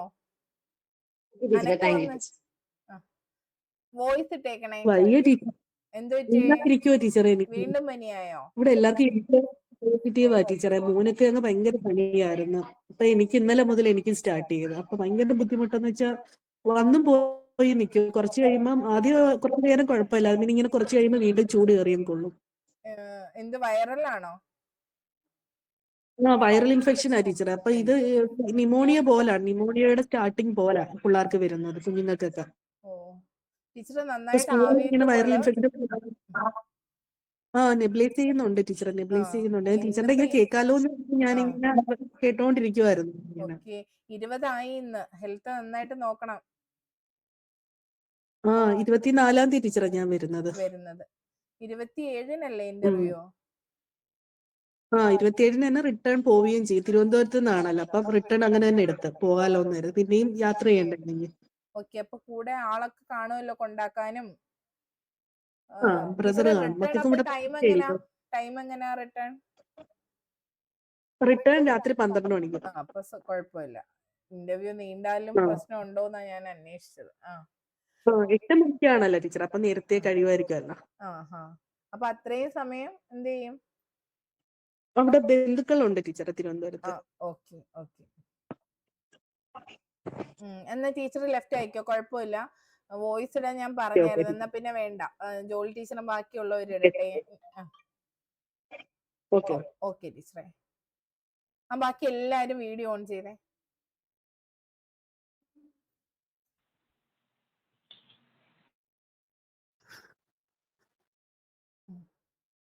മൻ ടീച്ചറെ, ഇന്ന് എന്താ ഞാൻ 7:30 ക്ലാസ് വെച്ചേ? അറിയാം ടീച്ചറെ. ആണോ? ഇനി തൊട്ട് 7:30 പറഞ്ഞത് ടീച്ചറിന് വേണ്ടിയിട്ടാണ്. അത് ടീച്ചർ ഇന്ന് കുറച്ച് ദിവസക്കാരുള്ളൂ, ഒരു എക്സാം ഒക്കെ ആവുന്നവരെ. ഓക്കെ. അത് ടീച്ചർ ഇന്ന് എന്നോട് പറഞ്ഞോണ്ടല്ലേ എനിക്ക് മാറ്റാൻ പറ്റി. അപ്പൊ നേരത്തെ പറഞ്ഞിരുന്നെങ്കിൽ ഞാൻ നേരത്തെ അത് അഡ്ജസ്റ്റ് ചെയ്യത്തില്ലായിരുന്നോ? ഞാൻ മറ്റുള്ളവരുടെ ബുദ്ധിമുട്ടാണെന്ന് വെച്ചിട്ടാ. അത് നമ്മൾ അങ്ങനെയല്ലല്ലോ. ഇപ്പൊ ആരും ബുദ്ധിമുട്ട് പറഞ്ഞില്ലല്ലോ. ഞാൻ 7:30 ക്ലാസ് എടുക്കുന്നേന്ന് പറഞ്ഞു അവരവരുടെ കാര്യങ്ങൾ അഡ്ജസ്റ്റ് ചെയ്ത് വന്നല്ലോ. പിന്നെ ക്ലാസ് ടൈമില് എല്ലാവരും സുന്ദരിമാരായിട്ട് ഒരുങ്ങിയിരുന്നോണം. ഇത് റെക്കോർഡ് ആവുന്ന സാധനമാണ് കേട്ടോ. ഞാനത് എപ്പോഴും പറയും, എപ്പോഴും നന്നായിട്ട് ഒരുങ്ങി ഇരിക്കുന്ന നല്ലൊരു സ്ഥലത്ത് വന്ന് ഇരിക്കണം എന്നൊക്കെ പറയുന്നതാണ്. അപ്പൊ പിന്നെ ഒരുങ്ങുന്ന കാര്യത്തിന് മറ്റൊരു പോസിറ്റിവിറ്റിയും കൂടെ ഉണ്ട്. നമ്മള് വീട്ടിലൊക്കെ നിൽക്കുമ്പോഴാണേലും ഒന്ന് നന്നായിട്ട് ആവശ്യത്തിന് ഒരുങ്ങിയൊക്കെ നിന്നാല് നമുക്കൊരു കോൺഫിഡൻസാ. പ്രത്യേകിച്ച് 30s+ മസ്റ്റായിട്ട് ഒരുങ്ങണം കേട്ടോ, അല്ലെങ്കിൽ നമ്മൾ പ്രായമായെന്ന് തോന്നും. അപ്പൊ അതൊക്കെ ഒഴിവാക്കണം. അപ്പൊ നല്ല ആക്റ്റീവായിട്ട് ഇരിക്കുക. ഇതിനകത്ത് ഓൺ ചെയ്യാത്തവര് ഷൈനി ടീച്ചർ, പിന്നെ പുതിയ ടീച്ചർ ഹസീൻ ടീച്ചർ വന്ന്, അഞ്ജലി ടീച്ചർ വന്ന്, രേഷ്മ ടീച്ചർ, നുസ്രത്ത് ടീച്ചർ.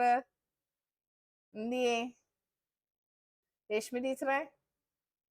എന്റെ സ്കൂളിലെ ടീച്ചറാണ്. എന്നെ ഞാനാക്കിയ സ്കൂള്. അതെ. എല്ലാരും സുഖമായിട്ടിരിക്കുന്നോ? കിഴക്കേ ചാത്തല്ലൂര്. കുഴപ്പമില്ല. ഇന്നിപ്പോ ഞങ്ങളുടെ മൊമാഷിന്റെ റിട്ടയർമെന്റ് പാർട്ടി ആയിരുന്നു. അതെല്ലേ, എന്റെ ക്ലാസ് ടീച്ചറായിരുന്നു. സാറ് മെയ് മാസം 31-ാം തീയതി റിട്ടയർ ചെയ്യാണ്. അപ്പൊ അതിന്റെ ഇപ്പൊ മുസ്ലിംസിന്റെ നോമ്പൊക്കെ വരികയല്ലേ. അപ്പൊ അതിന്റെ മുന്നോടിയായിട്ട് കുട്ടികൾക്കെല്ലാം ഫുഡൊക്കെ കൊടുക്കുന്ന പ്രോഗ്രാം ആയിരുന്നു. ഞാന് അവിടെ പഠിക്കുമ്പോഴാണ് മാഷ് അങ്ങോട്ടേക്ക് വരുന്നത്. ഞാന് 2ാം ക്ലാസ്സിൽ പഠിക്കുമ്പോഴാണ് മാഷ് അങ്ങോട്ടേക്ക് ഞങ്ങളുടെ ക്ലാസ് ടീച്ചറായിട്ട് വരുന്നത്. ഫോട്ടോയൊക്കെ എപ്പോഴും ഇരിപ്പുണ്ട്. ക്ലാസ് ഫോട്ടോ, ഗ്രൂപ്പ് ഫോട്ടോ ഒക്കെ എപ്പോഴും ഉണ്ട് വീട്ടിൽ. അമ്മ അവിടെ ഞാൻ ടീച്ചറായിരുന്നു. കഴിഞ്ഞ വർഷം കഴിഞ്ഞ വർഷം അവിടെയായിരുന്നു. പിന്നെ ഈ വർഷവും ഡെയിലി ആയിട്ട് അല്ലേ? HTV പോസ്റ്റില്. ഏറ്റവും നല്ല സ്കൂളാണ്. നല്ല അധ്യാപികയാകാൻ പറ്റിയ എല്ലാം കിട്ടുന്ന സ്കൂള്. കുട്ടികൾക്കാണെങ്കിൽ ഏറ്റവും നന്നായിട്ട് പഠിക്കാനും പറ്റുന്ന സ്കൂള് അല്ലേ? ഒരുപാട് അനുഭവങ്ങളുണ്ട്. അതെ, നല്ലതും ചീത്തയായിട്ട് ഈ 2 വർഷം കൊണ്ട് നല്ല അതെ, വെറുതെ ഇരിക്കാൻ പറ്റൂല. എപ്പോഴും ആക്റ്റീവ് ആയിട്ടിരിക്കണം. അങ്ങനെയുള്ള ഇടങ്ങളിൽ വർക്ക് ചെയ്യാൻ പറ്റണം. അപ്പോ അതെ അത് നമ്മളെക്കാളും പ്രായമുള്ളവരെ അവര് എന്താ അടങ്ങിയിരിക്കാത്ത കാണുമ്പോ പിന്നെ നമുക്കത് ഇരിക്കാൻ പറ്റൂലല്ലോ. എപ്പോഴും ആക്റ്റീവാണ്. ഓക്കെ, അപ്പം എല്ലാവരും നല്ല മടിയന്മാരും മടിച്ചുകളും ആണോ എന്ന് എനിക്ക് നല്ല സംശയമുണ്ട്. ഷൈനി ടീച്ചറെ ഏറ്റവും ചെറിയ നോട്ട് ഇട്ടിട്ട് ഓടിപ്പോയി. സ്കൂളാണ് പിന്നെ എന്നൊക്കെ ഉള്ളത് വെച്ചിട്ട് ഇച്ചിരി ഒരു കുഞ്ഞു നോട്ടൊക്കെ ഇട്ടെന്നാ ആ ഉള്ളത് വെച്ച് നല്ല വോയിസ് കാര്യം പറഞ്ഞ് പിടിച്ചിരിക്കും കേട്ടോ. വോയിസ് ഒക്കെ അടിപൊളിയാണ്, നന്നായിട്ട് സ്ട്രോങ് ആയിട്ട് കുറച്ച് കാര്യമുള്ളെങ്കിലും പറഞ്ഞിട്ടങ്ങ് പോവും. അപ്പൊ ഇനി കേൾക്കുന്നുണ്ടോ? കേൾക്കാൻ ടീച്ചർ. കേൾക്കാം, എനിക്ക് സ്റ്റക്ക് ആവുന്നുണ്ട്. അപ്പൊ ഇനി ഈ പരിപാടി ഇവിടെ നടക്കത്തില്ല. നോട്ട്സ് നല്ല റിച്ച് ആയിരിക്കണം. ഇടുന്ന വോയിസ് നല്ല ക്ലാരിറ്റി ഉള്ള നല്ല റിച്ച് ആയിട്ടുള്ള കുറച്ചധികം കാര്യങ്ങൾ അങ്ങ് പറയാൻ പറ്റണം. ഇപ്പൊ ഞാനിങ്ങനെ ഹലോ ഇംഗ്ലീഷിന് അല്ലെങ്കിൽ ഇ ക്യൂബ് പദ്ധതിയുമായി ബന്ധപ്പെട്ട കാര്യങ്ങൾ ഇങ്ങനെ എഴുതി വെക്കുമ്പോ അതിനകത്ത് ഈ ലൈബ്രറി ഉണ്ട്. എന്താണ് ഈ ബ്രോഡ്കാസ്റ്റ്?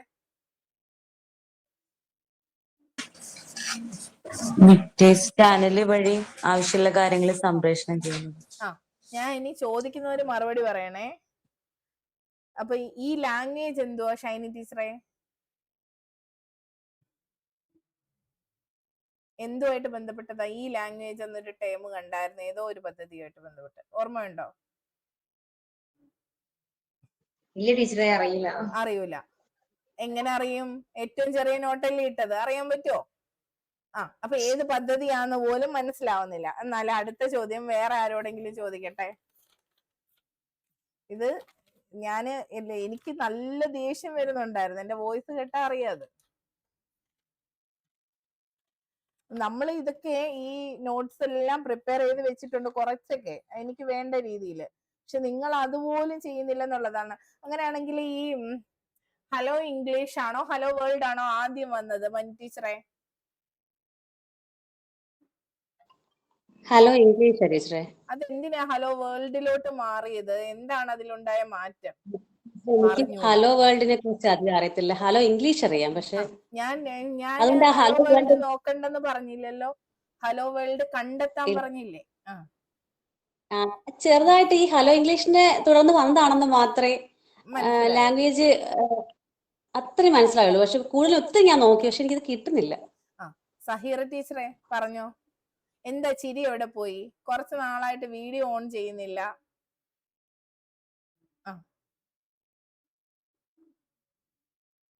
സഹീറ ടീച്ചറെ പറഞ്ഞോ. ഹലോ ഇംഗ്ലീഷ് ആണോ പറയണ്ടേ? ഹലോ ഇംഗ്ലീഷ് ഹലോ വേൾഡിലോട്ട് മാറ്റിയത് എന്തിനാ? കോവിഡ് കാലത്ത് ഇംഗ്ലീഷ് സ്കൂളിൽ കൊണ്ടുനടക്കാൻ കഴിയാത്തതുകൊണ്ടാണ് പിന്നെ ഹലോ വേൾഡ് ആക്കി മാറ്റി. കൊണ്ട് നടക്കാൻ ഇങ്ങനെ എടുത്തോണ്ട് നടക്കാനാ? അല്ല, സ്കൂൾ ഓപ്പൺ ആയിരുന്നില്ലല്ലോ അതുകൊണ്ടാണ് അങ്ങനെ ചെയ്തത്. അതുകൊണ്ട് മാത്രമായിരിക്കോ അതിന്റെ? അപ്പൊ അങ്ങനെ എന്ത് മാറ്റാ വരുത്തിയത്?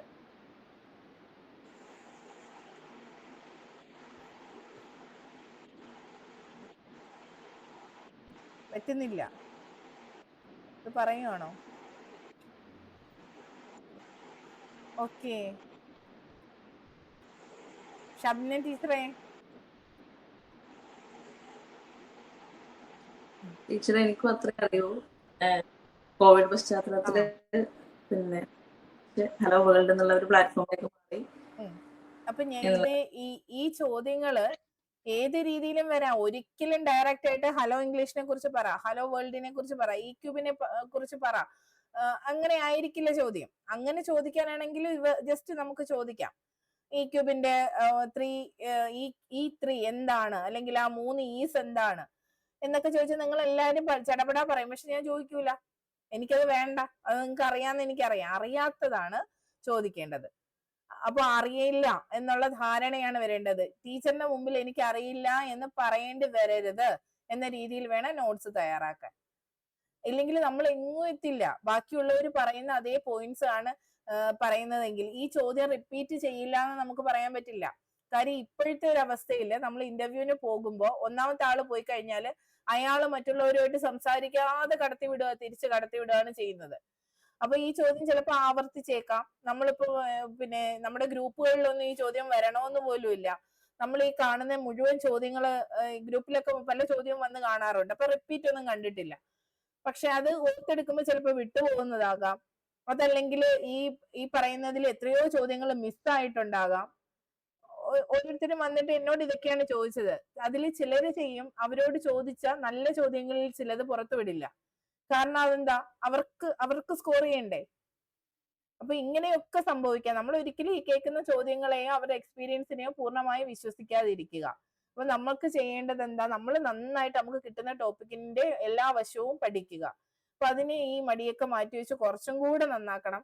നിങ്ങളുടെ വിചാരം 7 മിനിറ്റിന്റെ ഇന്റർവ്യൂ ആണല്ലോ, അപ്പം ജസ്റ്റ് ഒരു ചോദ്യം ചോദിച്ചാൽ ജസ്റ്റ് ഒരു മറുപടി, അത്രയും കേൾക്കാനുള്ള സമയമല്ലേ അവർക്കുള്ളൂ എന്നാണ് നിങ്ങൾ ചിന്തിക്കുന്നത്. അതെനിക്ക് മനസ്സിലായി. പക്ഷേ നമ്മൾ ഉദ്ദേശിക്കുന്ന ചോദ്യം ആയിരിക്കില്ല ചോദിക്കുന്നത്. ആ ടോപ്പിക്കിനെ ഫുള്ള് കവർ ചെയ്താലായിരിക്കും അവർ ചോദിക്കുന്ന ചോദ്യത്തിന് നമുക്ക് ഉത്തരം പറയാനാവുക. ഇപ്പൊ മനസ്സിലായോ അത്? അശ്വതി, എടാ പൊക്കോ, വെറുതെ ഇരിക്കണ്ട, വഴക്കൊക്കെ ഇരിക്കണ്ട, ഇത് വെറുക്ക. ഓക്കെ, കുഞ്ഞൊക്കെ ഉറങ്ങിയോ? പിന്നെ വേറെ ആരും ഇല്ലല്ലോ, പുതിയ ആളുകളല്ലേ ഉള്ളൂ, അതേ ഉള്ളൂ. അതുപോലെ ഇപ്പൊ മൻ ടീച്ചർ 2 ദിവസമായിട്ടൊക്കെ കേറാതെയും പിന്നെ വോയിസ് ഇടാതെയും ഒക്കെ ഇരുന്നതാണ്. അപ്പൊ ആ എക്സ്ക്യൂസ് അല്ലെങ്കിൽ ടീച്ചറിന് ജെനുവിൻ ആയിട്ടുള്ള റീസൺ ഉണ്ടെന്ന് കണ്ടിട്ടാണ് നമ്മൾ ക്ലാസ്സിന്റെ ടൈം മാറ്റുന്നത്. അതുപോലെ ആയിരുന്നു നമ്മുടെ മുംതാസ് ടീച്ചർ, കഴിഞ്ഞു പോയ ടീച്ചറിനും അങ്ങനെ കുറച്ച് ബുദ്ധിമുട്ടുണ്ട്. അപ്പൊ അവർക്ക് അതിൻ്റെതായ കൺസെഷൻസ് ഞാൻ കൊടുത്തിട്ടുണ്ട്. നിങ്ങൾ നിങ്ങളുടെ കാര്യങ്ങൾ തുറന്ന് സംസാരിക്കുക. എന്തെങ്കിലും പ്രശ്നം ഉണ്ടെങ്കിൽ അത് പറയണം. അതനുസരിച്ച് നമുക്ക് മാറ്റങ്ങൾ വരുത്താനാകും കേട്ടോ. പറ്റാത്ത ദിവസങ്ങളിൽ അത് കൃത്യമായി പറയാം. ഇന്നിനി ഞാൻ അധികം ഒന്നും പറയുന്നില്ല. പിന്നെ വഴക്കായോ അല്ലെങ്കിൽ ദേഷ്യമായിട്ടോ ഒന്നും കരുതണ്ട. എനിക്ക് എന്റെ പിള്ളേര് ബെസ്റ്റ് ആയിരിക്കണം. ഇപ്പൊ വന്നിട്ട് ഇവർ ഈ പറയുന്നുണ്ടല്ലോ, ഇവരൊക്കെ വന്ന് അടിപൊളിയായിട്ട് വന്നിട്ട് ടീച്ചറെ എളുപ്പമായിരുന്നു, നമ്മൾ ഡിസ്കസ് ചെയ്തതേ വന്നോളൂ എന്നൊക്കെ പറയുന്നത് സത്യത്തിൽ അവര് കണ്ടെത്തിയതാണ് കൂടുതലും. ഇതുപോലെ ഞാൻ ഇച്ചിരി ചോദ്യങ്ങൾ ചോദിച്ച് അവരെ ആ ട്രാക്കിലേക്ക് കൊണ്ടുവന്ന ആള് മാത്രമാണ്. എങ്ങനെ പഠിക്കണം, എങ്ങനെ പ്രിപ്പയർ ചെയ്യണമെന്ന് ഞാൻ പറഞ്ഞു കൊടുത്തിട്ടുണ്ട്. ബാക്കിയൊക്കെ അവരുടെ കഴിവ് തന്നെയാണ്. എനിക്കതിന്റെ ഒരു അംശം പോലും വേണ്ട. പക്ഷെ അതുപോലെ നിങ്ങളും ആവണം, നിങ്ങളും അതുപോലെ ചെയ്യണം കേട്ടോ. നിങ്ങൾ സ്കൂളുകളിൽ ബെസ്റ്റ് ആണെന്ന് എനിക്കറിയാം, പക്ഷെ നമ്മൾ ആരും അവനവന്റെ കാര്യത്തിന് ബെസ്റ്റ് ആവുന്നില്ല. സ്കൂളിൽ ബെസ്റ്റ് ടീച്ചറാണ്, വീട്ടിലെ നല്ല അമ്മയാണ്, നല്ല മരുമകളാണ്, നല്ല ഭാര്യയാണ്. നിങ്ങള് ഓരോരുത്തരും നല്ല നിങ്ങളാണോ എന്ന് ആലോചിക്കുക. നല്ല അശ്വതി ടീച്ചറാണോ, നല്ല അശ്വതിയാണോ, നല്ല സുമിയാണോ, നല്ല മനു ആണോ, നല്ല ഹസീനയാണോ, ഷബ്നയാണോ എന്നൊക്കെ ആലോചിക്കുക. നിങ്ങൾ നിങ്ങളോട് എത്ര ശതമാനം നിങ്ങളോട് നീതി പുലർത്തുന്നു എന്ന് ആലോചിക്കുക. നിങ്ങൾക്ക് വേണ്ടി എത്ര നന്നായി വർക്ക് ചെയ്യുന്നു എന്ന് ചിന്തിക്കുക. ഇതാണ് നമ്മുടെ സ്വപ്നം. നമ്മളാക്കാൻ പോകുന്നത് ഈ ഒരു ജോലി മാത്രമാണ്. അത് ആലോചിച്ച് വേണം ഓരോന്നും ചെയ്യാൻ. ഓരോ സ്റ്റെപ്പ്, ഓരോ പോയിന്റും കേൾക്കുമ്പോൾ അതിനനുസരിച്ച് വ്യത്യസ്തമായിട്ട് കാര്യങ്ങൾ ചെയ്ത് എന്റെ കണ്ടന്റ് ആയിരിക്കും ബെസ്റ്റ്, ഈ ഗ്രൂപ്പിൽ ഏറ്റവും നന്നാക്കി ഞാനായിരിക്കും ഇടുന്നത് എന്നുള്ള വാശി വേണം കേട്ടോ. ഓക്കെ, ഇന്നത്തേക്ക് ഇത്രയും മതി. ഇനി മുതൽ അടുത്ത ടോപ്പിക്കൊക്കെ നമുക്ക് അടിപൊളിയാക്കണം. ഇത് തന്നെ ഒന്നും കൂടെ ഒക്കെ പ്രിപ്പയർ ചെയ്ത് ഇടണം. അതുപോലെ എല്ലാവരും ഏത് ക്ലാസ് ആണ് എടുക്കാൻ പോകുന്നത് എന്നതിനെ കുറിച്ച് ഇപ്പോഴേ സ്വയം തീരുമാനിക്കണം. എല്ലാ സബ്ജക്റ്റിനെയും കുറിച്ചും പ്രിപ്പയർ ചെയ്യണം. അപ്പൊ ആദ്യം പറഞ്ഞാൽ ഏത് സബ്ജക്ട് നിങ്ങൾക്ക് ഏറ്റവും ഇഷ്ടമുള്ള സബ്ജക്റ്റിന്റെ ക്ലാസ് ആദ്യം എടുക്കാനായിട്ടൊന്ന് പ്രിപ്പയർ ചെയ്യുക. ഏതെങ്കിലും, അതായത് 1, 3 ക്ലാസ്സുകളിലെ തന്നെ ചാപ്റ്റേഴ്സ് തിരഞ്ഞെടുക്കുക. ആദ്യം ആ പുസ്തകങ്ങൾ നോക്കുക, അതിൽ നിന്നാണ് ചോദ്യങ്ങൾ വരിക. 2ഉം 4ഉം ഒക്കെ നിങ്ങൾ പിന്നെയും വല്ലപ്പോഴും കണ്ടിട്ടുള്ള പുസ്തകം ഒക്കെ ആകാൻ സാധ്യതയുണ്ട്. അപ്പൊ 1ന്റെയും 3ന്റെയും ഏത് സബ്ജക്റ്റ് ആണ് എടുക്കുന്നത് എന്ന് തീരുമാനിച്ച് അത് കൃത്യമായിട്ടൊന്ന് പ്രിപ്പയർ ചെയ്ത് മാനുവലൊക്കെ ഞാൻ പറയുന്നതിന് മുമ്പേ ഒന്ന് തയ്യാറാക്കി നോക്കുക. അതിനുശേഷം ഓരോരുത്തർക്കും ഡേറ്റ് തരാം. അതനുസരിച്ച് ക്ലാസ്സുകൾ എടുക്കാം നമുക്ക്. ഓക്കെ ടീച്ചറെ ടീച്ചറെ യുപിക്ക് നമ്മുടെ സബ്ജക്ട് മാത്രമേ ചോദിക്കുള്ളൂ സയൻസ് ക്ലാസ് എടുക്കാനായിട്ട്? നമ്മുടെ സബ്ജക്ട് മാത്രമേ ക്ലാസ് എടുക്കാൻ ചോദിക്കുള്ളൂ? അങ്ങനെ നമുക്ക് പറയാൻ പറ്റത്തില്ല ടീച്ചറെ. പക്ഷെ മിക്കവാറും അവനവന്റെ സബ്ജക്ട് മാത്രമാണ് ചോദിക്കാറ്. എങ്കിലും ഇപ്പൊ സയൻസ് എടുത്ത ആള് 3 സയൻസിന്റെ 3 വിഭാഗവും നോക്കി വെക്കുന്നത് നല്ലതാണ്. മാത്സിന്റെ ക്ലാസ്സിന് ഞാൻ കഴിഞ്ഞ പ്രാവശ്യം എല്ലാരോടും എല്ലാ വിഷയവും എടുക്കാൻ പ്രിപ്പയർ ആക്കിയാ വിട്ടത്. എല്ലാം ഒരു ക്ലാസ് എങ്കിലും നമുക്ക് മൊത്തത്തിൽ വേണ്ട, ജസ്റ്റ് എൻട്രി ആക്ടിവിറ്റി. അപ്പൊ അതിന് എന്ത് തുടർ പ്രവർത്തനം കൊടുക്കും എന്നുള്ള നോളജ് അത്രയൊക്കെ മതി നമുക്ക്. അത്രയും സിമ്പിൾ ആയിട്ടുള്ളതൊക്കെ എടുത്ത്, മാത്സ് ഒക്കെ പാടുള്ളവർ സിമ്പിൾ ആയിട്ടുള്ള ഏതെങ്കിലും ഒരു ടോപ്പിക്ക് മാത്സിന്റെ എടുക്കുക. അപ്പൊ അങ്ങനെ എല്ലാം ഒന്ന് നോക്കി വെക്കുക. അപ്പൊ നിങ്ങളും ഇതിന്റെ കൂട്ടത്തിൽ തന്നെ ഇവര് ക്ലാസ് എടുക്കുമ്പോൾ നിങ്ങൾ 5ാം ക്ലാസ്സിന്റെ എടുത്തോളൂ. ആ ഒരു രീതിയിൽ പ്രിപ്പയർ ആവുക. ഓക്കെ, അപ്പൊ ശരി. നേരത്തെ തുടങ്ങിയോണ്ട് ഇച്ചിരി വഴക്ക് പറയാൻ സമയം കിട്ടി. ശരി. സുമി ചേച്ചി ക്ഷീണം ഉണ്ടോ? സുമി ചേച്ചി കേട്ടില്ല. ഓക്കെ, അപ്പൊ ഞാൻ ലെഫ്റ്റ് ആവാണ്.